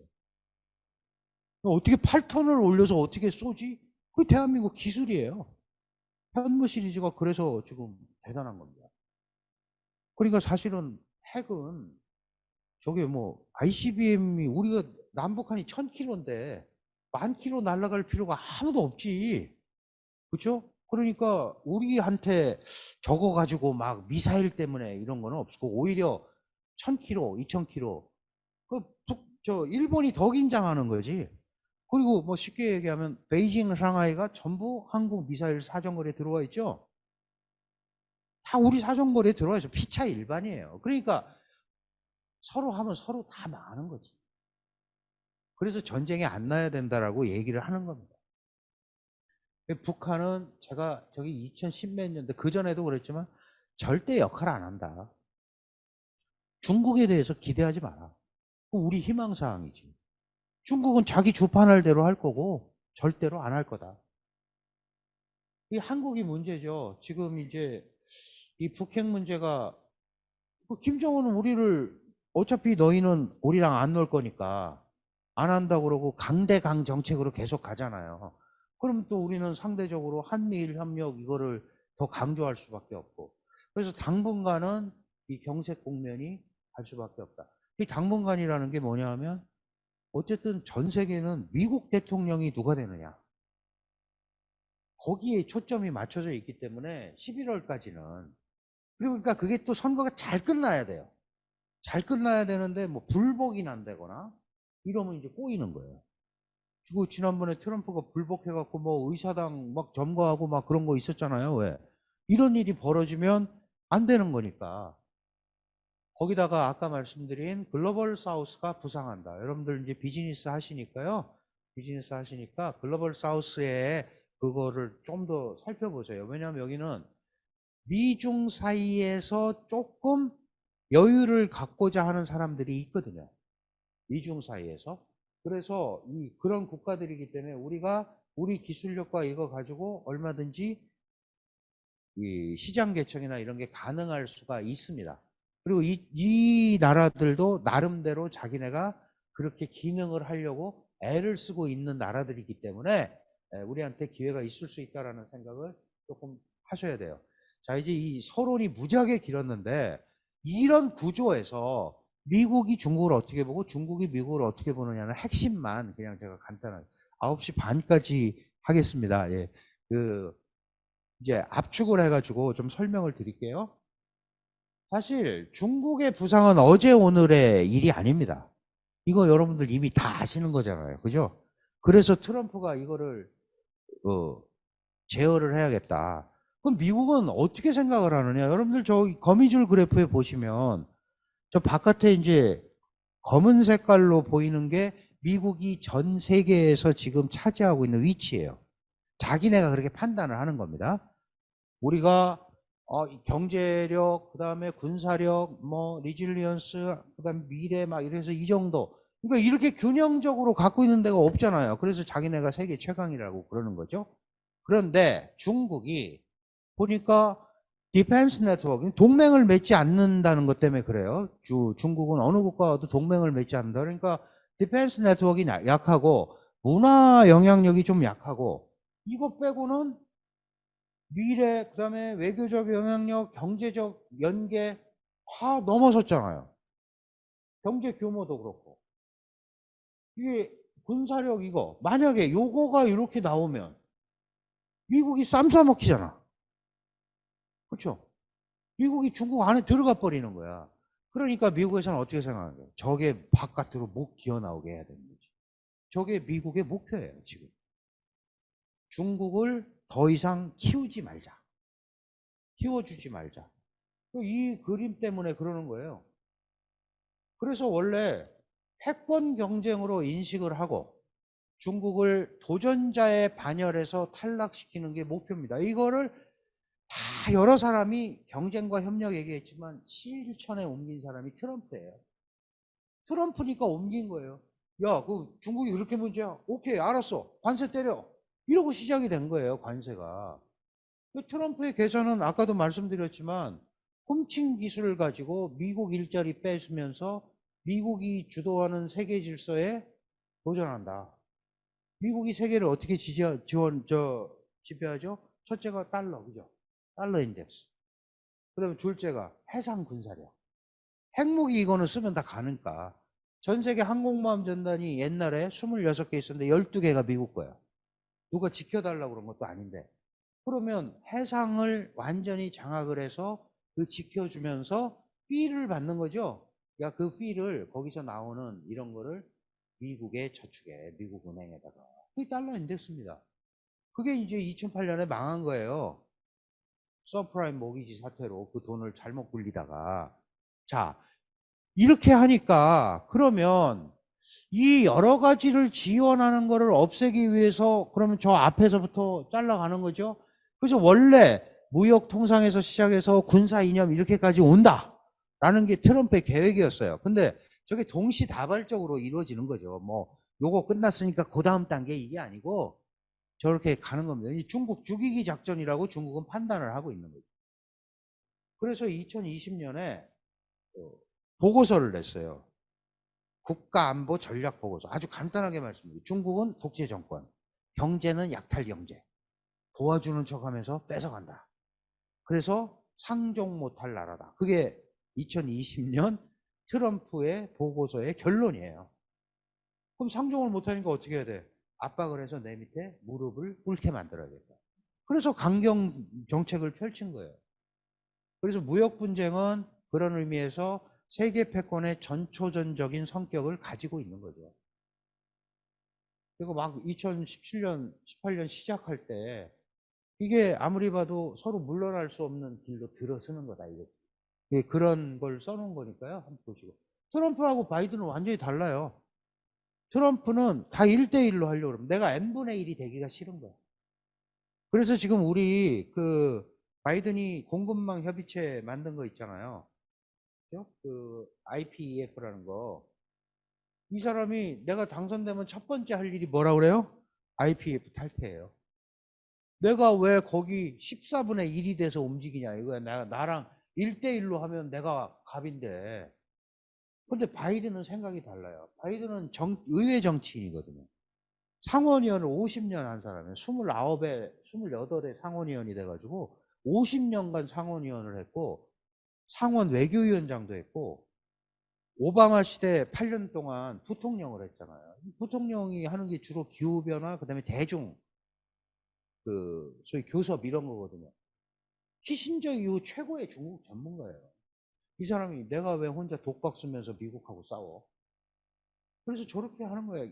동맹과 함께, 그죠? 다 끌어들이는 겁니다. 다 끌어들여서 같이 가자 이거죠. 그게 트럼프하고 바이든하고 달라요. 제가 지금 이제 트럼프가 되면은 전 세계가 고민이다.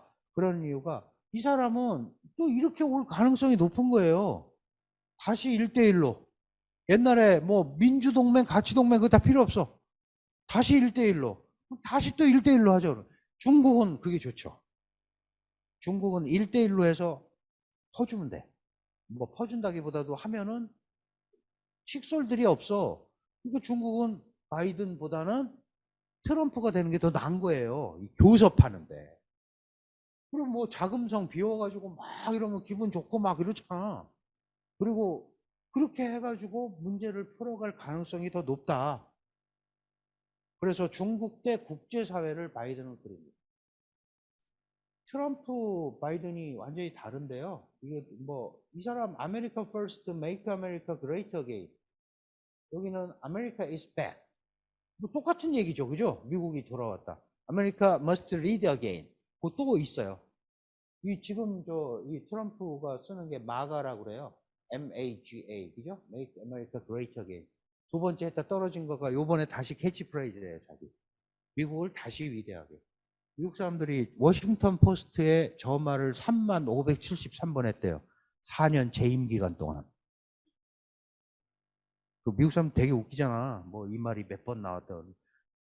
4년이면은 한 1500일밖에 안 되는데. 3500번을 했으니까 하루에 20번씩 한 거야. 입에 달고 사는 거죠. Make America Great Again, America First 뭐 어쩌고. 사실 똑같아요. 두 사람이 다 미국주의자들이죠. 법치, 시장경제, 민주주의, 인권 이럴 수밖에 없죠. 왜? 다민족 국가니까 규율을 정해서 움직일 수밖에 없었던 거예요. 그러니까 자연스럽게 법치, 여럿이 모이니까 민주 이걸 강조하고 제도화를 강조할 수밖에 없는 구조를 가지고 있는. 단일 민족들은 그렇지 않잖아요. 뭐 부족이 있으면 그 전통이 쫙 있는데 여기는 갑자기 1776년에 싸우고 뭐 남북전쟁 해가지고 막 이렇게 된 거 아니에요. 그러니까 규칙을 만들어야지. 그러니까 법치를 강조하는 거예요. 저도 안식년 때 미국 갔는데 미국 사람들이 뭐 위법을 안 한다고 뭐 교통 질서도 막 그래서 고속도로 가다 보니까 그 전용 차선 비슷한 게 있더라고. 이 길로 가면 벌금을 이렇게 보니까 471불이야. 벌금이. 뭐 나도 안 하지. 3만 원, 5만 원 하면 급하니까 가. 근데 저게 500불 이렇게 하면 안 하는 거죠. 그죠? 벌금이 다 그렇더라고. 그러니까 이렇게 해서 규정을 안 해놓으면 안 되는 그런 개념이 있는 거죠, 이 사람들. 그래서 법치, 권위 이런 걸 다 뭘로? 법으로 찾는 거예요. 그런 게 이제 동양 질서하고는 좀 다른 거예요. 그리고 이제 아까 말씀드렸지만 가치로 가죠. 이 바이든은 아까 제가 트럼프가 뭐라 그랬죠? 트럼프는 미국은 중국은 독재 정권이고 약탈 경제다. 그래서 상종 못 하겠다 그랬잖아. 여기도 2번 국가 전략 보고서를 냈는데 국가 안보 전략 보고서의 잠정판이 2021년 3월에 나왔어요. 근데 저기 보시다시피 국가 전략 보고서인데 대중국 전략 보고서죠. 국가 전략의 가장 큰 목표가 중국 압박이니까 있는 대로 그 유일 경쟁자고 온갖 분야에서 경제, 외교, 군사, 뭐 테크놀로지컬 파워까지 다 섞어가지고 압박을 한다. 도전을 한다. 그러니 어떻게 하겠어요? 저거를 물리치는 것이 US Foreign Policy의 목표다. 중국 제어가 미국 외교의 목표라니까. 이해가 잘 안 되죠? 근데 그렇게 생각하는 거예요. 국가안보 전략 보고서. 그리고 저거는 이제 잠정 보고서인데, 그 다음에, 22년 10월 달에 이제 이건 잠정이고 진짜 보고서가 나왔어요. 거기 두 가지를 지적했죠. 하나는 권위주의 플러스 수정주의. 수정주의라는 게 뭐죠?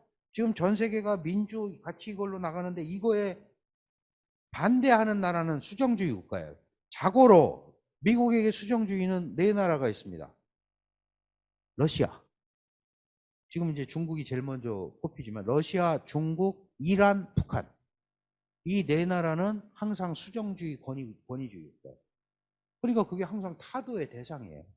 근데 이거 중국이 세계에서 첫 번째 경쟁자다. 그리고 뭐 이런 위협 이런 거 뭐 기후변화 이런 거 있지만 중국 물리치는 게 1번 목표입니다. 이 생각을 갖고 있으니까 대중정책이 온화하게 나올 수가 없죠. 왜? 중국을 무릎을 꿇려야 되니까. 거기다가 군사 안보적으로도 동맹을 이용하죠. 한국, 미국, 일본, 호주. 이게 뭐 쿼드라는 거 여러분 보셨잖아요. 쿼드. 그 다음에 요 한국, 일본, 뉴질랜드, 호주를 AP4라고 묶어가지고 이거를 또 나토에 불러요. 이 네 나라를. 나토가 원래 러시아 견제하는 거잖아요. 근데 꼭 네 나라를 바이든이 부르면 윤석열 대통령, 기시다, 일본 총리 꼭 가잖아요. 그 왜 그래요? 이 어차피 러시아 견제하면서 플러스 중국까지 나토 안에다 다 싸서 견제하죠. 미국의 세계 전략이에요. 우리는 그거 알지만 안 들어갈 수가 없는 거죠. 구조적으로. 그래서 이렇게 작년, 재작년에 다 이렇게 갑니다. 마드리드에도 가고 리투아니아에도 가고. 중국은 이걸 보고 뭐라 그래요? 어쭈 이제 아시아에 새로운 나토, 작은 나토를 건설하려는 거구나. 그래서 사실 한중 관계가 그런 것 때문에 안 풀리는 거예요. 공급망 재편. 중국을 믿고 있다가는 공급망 제대로 못 쓰겠다. 그래서 바이든이 네 가지를 얘기했어요. 반도체 찾아오겠다. 원래 우리가 만들었던 거 아니야. 자동차 찾아오겠다. 근데 자동차는 포드 자동차잖아요. 근데 이 자동차가 지금 배터리로 바뀌었잖아. 전기가 됐단 말이야. 그 전기차도 자기네가 장악하겠다. 전기차는 지금 중국이 비아디가 테슬라를 이겼어요. 그리고 어차피 뭐 배터리로 가는 거니까 사실 껍데기만 자동차지. 그게 아닌 거잖아요. 그리고 바이오 산업, 약, 그 다음에 광물. 이 네 가지 아주 거꾸로 얘기하면 저 네 개가 세계 목숨줄이잖아. 자기네가 쥐고 흔들겠다. 근데 사실은 저는 저게 중국 견제를 내세우고 있지만 실질적으로는 미국이 장악하겠다는 거 아니에요. 그럼 바이든 리스크지, 우리한테는. 그러니까 기술력을 잘 가지고 있지 않으면 안 된다. 이건 앞으로도 그렇게 갈 거예요. 그래서 이거 IPEF라는 거 했잖아요.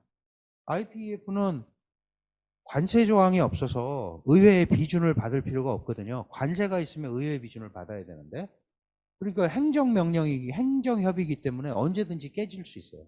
정권 바뀌어서 나 탈퇴할래 그러면 깨집니다. 그런데 다른 거, 예를 들어서 RCEP이라든가 뭐 TPP라든가 이런 거는 관세 조항이 들어있어서 그런 거는 의회의 동의를 받아야 돼요. 그러니까 나갈 때도 의회에서 그 동의가 돼야 되는 거거든요.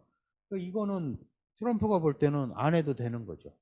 제가 경제안보는 지금 말씀드린 대로 스스로 지켜야 된다라는 얘기를 써놓은 겁니다. 물론 뭐 다 일반론이에요. 일반론인데 우리가 이렇게 하지 않으면 흘러갈 수밖에 없다. 자, 그럼 중국은 미국을 어떻게 보느냐? 아주 그냥 간단하게 말씀드리면 중국의 국가 목표는 뭘까요? 미국 같은 나라가 되는 거예요. 세계를 호령하는. 옛날에 그랬었잖아요. 미국 같은 나라가 되고 싶어. 내 밑에 와서 좀 다 발발거리고 그랬으면 좋겠는 거예요. 그래서 저기 보시면 모택동은 미국을 두려워했어요. 공포스러워했습니다. 근데 또 한편으로는 미국 같은 나라가 되고 싶은 거예요. 숭미. 미국을 숭상했어요. 그런데 어떻게 행동에 옮기지를 못했죠. 그러나 어쨌든 닉슨하고 만나서 저렇게 했잖아요. 중국은 이 와중에 덩샤오핑이라는 사람이 나타났는데, 덩샤오핑이라는 사람이 이대로는 우리가 절대로 세계적 국가가 될 수 없다. 배가 고파서 어떻게 되겠느냐. 그러고 보니까 지금 세계가 누가 짜놓은 판이에요? 미국이 짜놓은 판이잖아. 여기 들어가는 거예요. 사실은 개혁 개방이라는 게 뭡니까? 개방이라는 게 오픈 팔러시 한 거 아니에요? 대외 개방이란 말이에요. 대외 문을 열었더니 미국 판이잖아. 그건 개방하겠다는 거는 미국이 짜놓은 판으로 들어가겠다는 선언을 한 거예요. 그때부터 이미. 그렇잖아요. 안 들어가면 뭐 같이 움직일 게 없는데, 그러면 예를 들어서 그 판에 안 들어가면 돈을 달러로 안 바꾸면 예금을 안 받아주는데, 그러니까 미국의 금융체제를 써야 되는 거죠. 그죠? IMF도 써야 되고 월드뱅크도 써야 되고, 그리고 글로 가는 거예요. 더 웃기는 얘기 해드릴까요? 미국하고 막 중국하고 이렇게 싸우잖아. 막 학자들도. 그러면 안 된다고. 근데 중국 교수들도요, 승진하려면 미국에서 나오는 영어 잡지에 써야 돼. 그런 거 있잖아요. ANHCI, SSCI 이런 거 많이 들어보셨죠? 근데 거기다 미국 욕하면 실어주겠어요? 안 실어주지. 근데 승진하려면 그게 있어야 돼. 그게 대표적인 이중적인 모습이에요. 겉으로는 엄청 세게 얘기하지만 중국과 미국 간에는 협력의 여지가 많고 뭐 이런 거 잘해도 이렇게 해야 실어준단 말이에요. 그리고 그게 있어야 뭐가 돼요? 승진이 되잖아. 그래서 우리는 좋든 싫든 극복을 해야 되지만, 좋든 싫든 지금 미국이 짜놓은 시스템 하에 있는 거예요. 우리가 미국이 세다고 그러는 얘기가 바로 뭐예요? 그 시스템을 사용하기 때문에 그래요. 그럼 거꾸로 얘기하면 중국이 세계적 국가가 되려면 어떻게 해야 돼요? 자기네가 내놓은 시스템에 많은 나라가 들어가서 쓰면 그게 되는 거예요. 그게 인터내셔널 규범이 되는 거죠. 국제 규범이. 근데 거기까지가 안 되는 거지 지금. 그걸 만들어내면 중국이 미국과 어깨를 나란히 하는 세계적 국가가 될 수 있는데, 아직은 미국 걸 갖다 써야 돼. 미국 은행에 해야 되고. 그래서 인민폐 국제화한다고 인민폐로 결제하자고 그러는데 잘 안 되잖아요. 인민폐 어떻게 믿어, 그죠? 막 한때 잘 나갈 때는 그랬는데, 이 국제 기축 통화가 되려면 여러 가지 요인이 있지만 월드 와이드 유즈가 돼야 돼요. 전 세계적으로 많이 쓰여야 돼. 그래야 그게 되는 거지. 그죠? 우리도 왜 한류가 잘 나가면 중앙아시아에 가서 1,000원짜리 주면 좋아한단 말이에요. 왜? 그것도 자기네가 환전할 때가 있으니까 그런 거야. 한국 돈이 한국 사람하고 막 이렇게 되니까. 근데 환전할 데가 없으면 그건 뭐예요? 종이 조각이지. 그러니까 결국 그런 시스템을 공급을 해야 된다 이거죠. 거기에는 아직 조금 못 미친다. 제가 이 시진핑까지 흘러오는 이 과정을 써놓은 겁니다. 한번 우리 시간이 없어서 다 못하지만 한번 읽어보세요. 원래 네 가지 문제가 4T라는 게 있었어요. 무역 적자 문제, 미국 입장에서 보면 티벳 탄압한 거, 천안문, 티안안문 탄압한 거, 대만 문제, 이게 4T예요. 저거는 두 나라가 안 망하면 계속 가는 거죠. 무역이라는 게 내가 물건을 만들어서 파는 놈이 돈이 남지 그래 사는 놈이 돈이 남냐?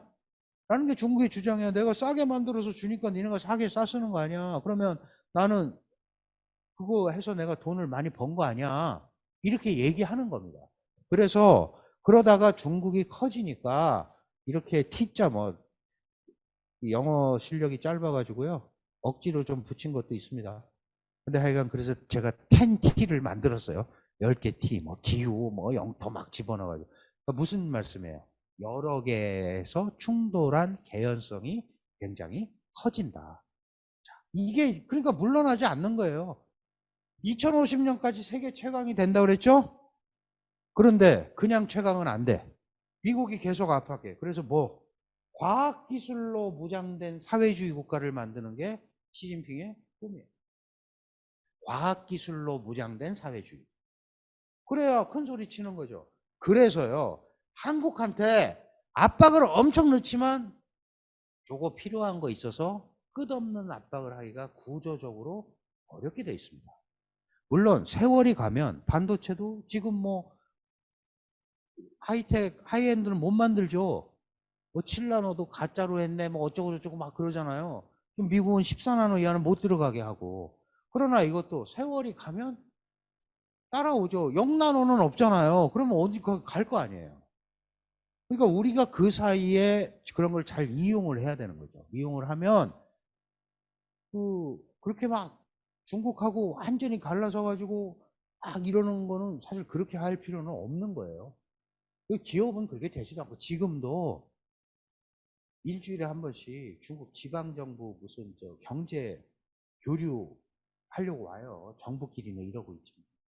호텔에 맨날 와서 뭐 설명회 열어달라고 그러고 합니다. 그건 급하요. 서로 급한 거예요. 그러니까 그런 거는 잘 찾아서 보시면 돼.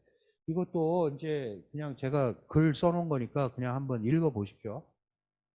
중국은 아까 시스템을 해야 된다 그랬잖아. 근데 시스템을 내세울 게 없어. 그러니까 저런 이제 사변적 논의를 하는 거야. 인류 운명 공동체. 우리가 깃발을 들 테니까 나를 따르라. 근데 이제 다른 국가들은 아니 깃발 들은 건 좋은데 어떻게 스텝으로 옮겨야 될지 이건 알려줘야 될 거 아니야. 근데 그걸 안 알려주고 깃발 들고 인류 운명 공동체고 중국은 이런 얘기를 할 충분한 자격이 있고 이런 형 이상학적인 얘기만 자꾸 하니까 안 먹히는 거지. 미국처럼 예를 들어서 미국이나 이 서방의 이런 시스템처럼 뭔가를 들이밀고 이대로 하면 이렇게 돼 이게 있어야 되는데 그냥 나를 따르라만 하니까 지금 잘 못 가는 거예요. 아주 뭐 공세적인 외교가 됐고 여기는 이걸 강조할 수밖에 없어요. 중국의 길을 중국 정신을 가지고 중국의 힘으로 다른데 안 받겠다 이거예요. 그러니까 매우 국수주의적인 정치적 민족주의, 외교적 공세주의, 군사적 확장주의. 그러니까 가다 보니까 뭐가 생겨? 전랑 외교가 생기는 거야. 너 내 말 안 들어? 이렇게 되니까 전랑 외교가 이제 문제가 생기는 거죠. 뭐 이런 것들은 그냥 여러분들 읽어보시면 되고요. 이게 전랑 외교라는 말이 생겼잖아요. 람보가 세계를 구하는 것처럼 중국이 세계를 구한다 이거야. 늑대 전사가 2편까지 나왔어요. 2편까지 나왔고 이제 뭐 애국주의의 아주 극치죠. 잘못한 거 하나도 없다. 근데 문제는 뭐예요? 전 세계와 충돌을 하죠. 강력한 자국 중심주의의 시스템이 나오다 보니까. 이 전랑 외교는 굉장히 위험한 외교인데 그걸 하고 있고 조금 꼬리를 내렸다가 조금 세지면 또 할 거야. 그런데 저게 세지면 하는 게 아니고 시진핑이 코너에 몰리면 더 할 가능성이 있죠. 국내적으로 코너에 몰리면 대외적으로 더 싸워서 이 시선을 분산시킬 우려가 있습니다. 여러분들 이제 기업인들 반간첩법. 저는 중국 욕을 많이 해서 나는 이제 중국 가면 간첩된다 그랬는데 잘 갔다 왔어요. 잘 갔다 왔는데 할래 이왕 할 거면 세게 하는 거지. 그죠? 이게 간첩법이라는 게 코에 걸면 코걸이고 귀에 걸면 귀걸이고 우리는 저 7월 1일 시행했는데 아직까지 한 명도 안 걸렸어요. 저걸로는. 일본 사람은 몇 명 들어가 있는데, 저거는 원래 애초부터 한국을 하려고 그런 게 아니고 자국의 스파이들을 잡으려고, 그러니까 해외 기관과 협력하는, 그게 더 커요. 그게 더 커서 지금 아직 안 하는데 앞으로 할 수 있습니다. 그러니까 이제 뭐 걸리면 걸리는 거예요. 이게 지금 자의적 판단을 하게 돼 있잖아요. 중국의 안보를 위협한다. 이익을 위협한다. 미치는 거지. 우리도 만들어야 돼. 우리는 저런 법이 전부 어디를 겨냥해 있어요? 북한만 있어요. 북한 말고 다른 나라도 우리 적대적인 데가 있잖아요. 그 법을 만들어야 돼요. 그렇지 않으면, 그래서 뭐 중국의 비밀 경찰서 이런 거 보셨죠? 비밀 식당 이런 거. 처리할 법안이 없어. 그거를 처리할 법안이 없어서, 원래 의회에 계류 중인데 의회가 맨날 싸우느라고 그런 거 안 해. 그러니까 이제 참 안타까운 얘기지만 우리끼리라도 조심해야죠. 그 제가 걸면 걸린다. 그러니까 피해라. 이것도 참 무책임한 말이야. 어떻게 걸릴지 모르는데 조심하시라는 뜻으로. 그리고 대외관계법이라는 것도 만들었어요. 미국이 옛날에서 우리는 이거에 대해서 이렇게 한다 그러면 대응 조치를 해야 되잖아요. 대응 조치에 관련법이 없었어요. 근데 대외관계법이라는 거를 만들었기 때문에 이게 무슨 조치가 나오면 거기에 대해서 관련 조치가 나옵니다. 제가 이 말씀 왜 드리냐면, 여러분이 중국이나 어디랑 비즈니스를 하실 때 뭐가 나오면 중국에서 반드시 저 법에 의해서 법안이 나와요. 법령이. 꼭 그걸 체크를 하시라고 말씀을 드립니다. 뭐 옛날에 이랬으니까 이렇게 해도 되겠지 이렇게 하시지 말고, 걸면 걸리니까 대외관계법도 마찬가지고 그거를 한번 체크를 해보시면 좋습니다. 뭐 이제 좀 오버하는 사람들은 뭐 이런 거 하도 다 걸린다 그러는데, 뭐 사실 잡아넣으려면 잡아넣죠. 잡아넣으려면 잡아넣지만 그렇게 뭐 일반 그걸로는 그렇게 크게 그런 게 아니고, 특히 하이테크 기술이나 이런 거에 대해서는 그런 문제가 생길 수 있습니다. 조심을 하시라는 말씀드립니다. 바이든 시진핑은 뭐 여러 번 만났어요. 만났는데 이거 지난번에 11월 15일에 그 에이펙에서 만났죠. 제가 아까 미중 간에 그 말씀드렸잖아요. 전략 관계. 하나도 합의할 게 없어요. 하나도 합의 못 합니다. 다만 유일하게 할 수 있는 게 뭐야? 갈등이 충돌로 비화되지 않게 막자. 그게 세계적인 메시지를, 그거 하나 하는 게 메시지예요. 아, 쟤네가 이제 이거보다는 더 세게 막 치고받지는 않겠구나. 그런 메시지 주는 거죠. 그런 거 하는 거예요. 전체적으로는 1대1로 전략과 인도 태평양 전략이 충돌을 하는 거고요. 우리는 그 한복판에 껴있는 거고. 저는 이제 이런 표현을 하죠. 디커플링 하다가 안 되니까 디리스킹. 그래, 저는 리커플링을 한다. 찾을 거 아니냐, 새로. 그죠? 뭔가 완전히 끊고 살 수는 없으니까. 그럼 리커플링을 어떤 형태로는 간에 할 텐데, 그거를 조금 우리가 체크를 해보자. 이제 그렇게 말씀드리는 겁니다. 5분만 더 쓰겠습니다. 죄송한데. 괜찮으세요? 다른 일정이 있으실 텐데. 어쨌든 미중 전략 경쟁은 많은 국가들을 선택에 몰아넣습니다. 그죠? 줄을 서야 되는 거 아니냐. 그걸 이제 우리가 전략 경쟁이 진영화됐다고 얘기를 하는데, 이미 그렇게 돼 있어요. 그럼 우리는 우리만 고민인 게 아니에요. 수많은 국가가 고민이에요. 수많은 국가가 이 틀에서 고민인데, 근데 중국이 큰 소리 치는 것도 나름대로 버티는 것도 이유가 있다 이거죠. 왜 그러냐? 중국이 첫 번째 또는 두 번째 교역 파트너인 데가 한 150개가 돼.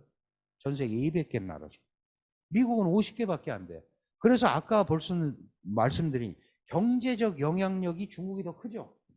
거꾸로 얘기하면 중국 경제에 문제가 생기면 140, 50개국에서 문제가 생긴다는 거죠. 우리도 중국에 80% 중간재를 수출했었는데 중국이 어려워지니까 그게 못 가잖아요. 그런 일이 벌어지는 겁니다. 교역 파트너. 그리고 우금 만들기가 막 이렇게 진행이 되고 있는 거예요. 파란 게 미국 편, 빨간 게 중국 편, 그 다음에 검은 게 회색지대, 뭐 나머지는 중립, 막 이걸 어떻게 자기네 편으로 많이 끌어들여 오느냐. 이게 포인트가 되는 거죠. 우리는 워싱턴 선언 뭐 여기까지 하면서 이제 핵잠수함이 막 들어와서 왔다 갔다 하잖아요. 사실 저 핵잠수함, 한미 핵 협의그룹 이 SSB에는 저 사정거리가 바닷속에서 쏴도 7,000km가 넘어요. 우리 여기까지 올 필요도 없는 거. 그러니까 그 전략 자산을 전개하는 거죠. 하와이에서도 쏠 수 있고 괌에서도 쏠 수 있는데 우리가 그런 준비가 돼 있다. 한미일 정상회담이 이제 중국을 자극을 하죠. 야, 셋이서 짜고 우리를 압박하는 거 아니냐? 근데 우리는 이제 이렇게 하는 거죠. 미일은 그럴지 모르겠으나 우리는 아니다. 우리는 북한 문제만 북핵의 위협에 가 1번이기 때문에 이렇게 하는 거고. 그러니까 니네가 좀 잘해줘라. 그러면 이것도 공간이 생기지 않냐라고 지금 우리는 하고 있어요. 근데 이제 그거는 받아들이는 데가 어떻게 받아들이느냐에 따라 다르죠. 한중 관계는 그냥 제가 결론부터 말씀드려요. 뭐 30년간 잘했습니다.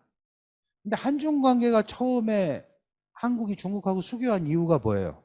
한반도의 평화와 안정, 북방외교, 그죠? 뭐 이런 것 때문에 한 거죠. 북한을 정상 국가화. 한중 관계는 좋아졌는데 우리가 생각하던 한중의 그 소위 그 목표, 한국의 목표, 한반도의 평화와 안정이 달성이 됐느냐? 북한이 정상 국가가 됐느냐? 중국 책임이라는 뜻은 아니에요. 그렇게 보면 한중 수교의 성과 30년을 놓고 보면 반밖에 달성을 못한 거지. 한중 관계는 좋아졌지. 거기다가 결정적으로 뭐가 생겼어요? 이 사드 문제가 생겼잖아요. 사드 한 방에 다 간 거예요. 여러분들 지금 한중 관계가 경색이 된 게 뭐 요새 뭐 풀자 이게 아니고 2016년부터 이런 겁니다. 2016년부터. 지금 이제 저는 학교에 있잖아요. 중국 전공하겠다는 애들이 없어요. 중국이 자꾸 저렇게 나오고 미국이랑 싸우니까 공부하려고 그러지 않는 거예요. 중국에서 희망이 있습니까? 그리고 여러분들도 다 저 학부모 입장에서 중국 공부한다는 야 그거 돈은 내가 대줘야 되는데 야, 저거 해서 비전이 있어? 이렇게 나오니까 공부할 사람이 없는 거예요. 이것도 단층이 생기는 거거든요. 그럼 나중에 여러분 중국을 피할 수 있을 거라고 생각하세요? 저는 못 피할 것 같은데. 좋으면 좋은 대로 싫으면 싫은 대로 가야 되는 거예요. 그러려면 전문가가 있어야지 뭔가. 근데 그런 것들이 너무 지금 없단 말이죠. 이게 이제 안타까운 거예요. 우리가요 30년간 지도자들 다 방문하고 자세히 살펴보시면 북한 문제는 해결된 거 하나도 없습니다. 우리는 대표적으로 연평도 포격 이런 천안함 때 중국은 북한 편 들어요. 인권 문제 이런 거 나오면 북한 편 듭니다. 결정적으로 북한이 미사일 실험하고 그래도 전부 거부권 행사하잖아요. 북한 문제에 관해서는 철저하게 북한 편이에요. 그렇게 이렇게 나타나잖아요. 실제로. 그래서 제가 뭐 한중 관계가 옛날에 좋았었는데 그렇게 생각할 상황이 아니다. 이제 원점에서 새로 놓고 짜자 이거죠. 아니면 아닌 거, 긴면 긴 거 이렇게 해서 가는 게 훨씬 낫다라고 저는 주장을 합니다. 그래서 인식을 전환해야 되고 그런 형태로 가야 된다. 유사한 내용인데요. 제가 이렇게 써놓은 겁니다. 한중 정상회담 만나서 할 말이 없죠. 양국 관계가 중요하고 우호 중진이 중요하다 이런 얘기밖에 못해요. 다른 얘기는 할 게 없어. 그래서 시진핑하고 정상회담이 왜 안 되냐. 정상회담을 하면 뭔가 주고받는 게 있어야 돼요. 주고받을 게 없어 지금 이 두 나라는. 그러면 사드가 배치돼 있는데 시진핑이 한국으로 왔다? 그럼 사드를 용인하는 거잖아요. 사드가 배치돼 있는데도 불구하고 한국에 온 거는 사드를 용인한다라는 메시지를 준 거예요. 그러면 우리도 거기에 맞는 반대급부를 줘야 되는데 줄 게 없어. 우리 미국하고 끊을게. 이게 돼요? 안 되잖아. 그러니까 지금 이루어지기가 굉장히 어려운 그 구조예요. 그러니까 저런데 목매달 이유가 하나도 없다. 그리고 뭐 자꾸 오고 가고 그러는데 시진핑이 분명히 올 차례예요. 2014년에 오고 안 왔으니까. 2014년은 왜 왔는데요? 그해 말에 한미 FTA가 발효되게 생겼으니까 달려온 거예요. 야, 우리 빼고 니네끼리 그렇게 하면 안 돼. 급하면 온다니까? 그런 구도를 만드는 게 중요한 거죠. 그런 구도를 만드는 게. 그런 식으로 접근을 해야 됩니다. 동맹구조와 협력구조는 차이가 나죠? 동맹은 군사협력까지 하는 거지만 협력은 예를 들어서 남북이 전쟁하면 중국이 예를 들어서 한국을 도와주겠어요? 안 하지. 한미동맹은 남북전쟁하면 한국, 남한 편이 될 수밖에 없는 거죠. 근데 협력 구조가 차이가 난다. 근데 이것도 너무 도식적으로 따질 필요는 없고, 저는 제가 주장하는 거는, 그래, 너희하고 나하고 우리하고 다르고, 아닌 건 아닌 거니까 그거는 그대로 놓고, 가능한 거를 하자라는 얘기를 자꾸 해야 되는데, 꼭 애들 같아요. 물론 이제 중국은 한국을 이 조그마한 나라가라고 보지만, 무슨 문제가 생기면 서로 얘기를 안 해. 이거는 문제죠. 싸워도, 부부싸움을 해도 잠은 같은 침대에서 등을 돌리고 자도 자야 될 거 아니야. 방으로 들어와야 될 거 아니야. 안 들어오고 집을 나가버리고. 이래 버리면 꼬이는 거예요. 이게 꼭 그런 꼴인 거예요. 한중이 문제가 생기면 전화하면 안 받고. 아니, 대통령이 하면 저쪽에서도 받아줘야 될 거 아니야. 안 받는 거예요. 그러니까 안 하지, 그러면 서로. 꼭 애들 같아. 근데 한중이 30년이 됐는데 그런 메커니즘을 못 만드는 거가 문제죠. 문제는 늘 생길 수 있는 거예요. 그런데 그거를 해결하는 방법을 잘 모르고 있다. 그래서 제가 지금 말씀드린 대로 앞으로도 싸울 일이 뭐 태산입니다. 근데 그런 거를 피할 수 없으면 어떻게 해야 돼? 즐겨야지 뭐. 우리가 피한다고 해결되는 게 아니잖아요. 맞닥뜨리는 수밖에 없는데, 그렇다면 전략적으로 잘 작전을 짜서 이거는 되고 이거는 안 되고 하는 게 훨씬 더 낫지 않느냐. 우리가 물론 뭐 이제 서희의 외교를 계속 얘기를 하고 잘했다 그러지만, 예를 들어 가지고 한국이 한 번은 이쪽으로 가고 한 번은 이쪽으로 가고, 이게 영원히 갈 수 있으면 그 노선이 기가 막힌데 그게 아니잖아요. 물론 이제 그것도 상대방이 계속 살아 있어야 그게 적용이 되는 거지만, 박쥐가 새하고도 잘 놀고 짐승하고도 잘 놀고, 결론이 뭐예요? 이솝우화의 결론은 왕따야. 이도 저도 아니잖아요. 그거보다는 나는 원래 이래. 그러니까 이 부분은 얘기가 안 되고 이 부분은 되는 거. 이거는 북해 기업 때문에 이거는 우리가 갈 수가 없다. 그리고 너희하고도 하려고 그러는데 우리 막 대중 우호 이 호감도가 막 85%가 비호감이야. 이 상황에서 어떻게 중국하고 하는 정부가 힘들다. 예를 들어 말이라도 그렇게 해야 될 거 아니야. 근데 그걸 안 하는 거예요. 서로 막 언론 때문에 그렇다 막 그러고, 이렇게 이재명 대표 불러가지고 일개 대사가 밥 먹으러 오라고 그래놓고 갑자기 여기서 촥 A4지를 5장 꺼내더니 읽고, 그 다음에 저 읽는 순간 우리나라 신문에 다 배포하고, 너무 계획적으로 저렇게 하는 거잖아요. 그럼 여기를 왜 가? 그러니까 바깥에서 만나든지 오라 그래야지.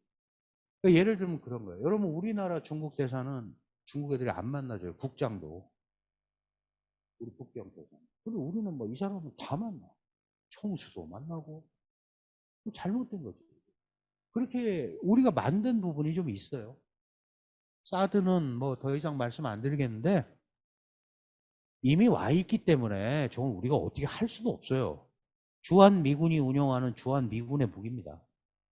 쟤네가 지금 레이더를 이렇게 고정시키라고 그러는데, 고정시키면 그게 무슨 레이더야. 레이더가 이렇게 나뉘어야지.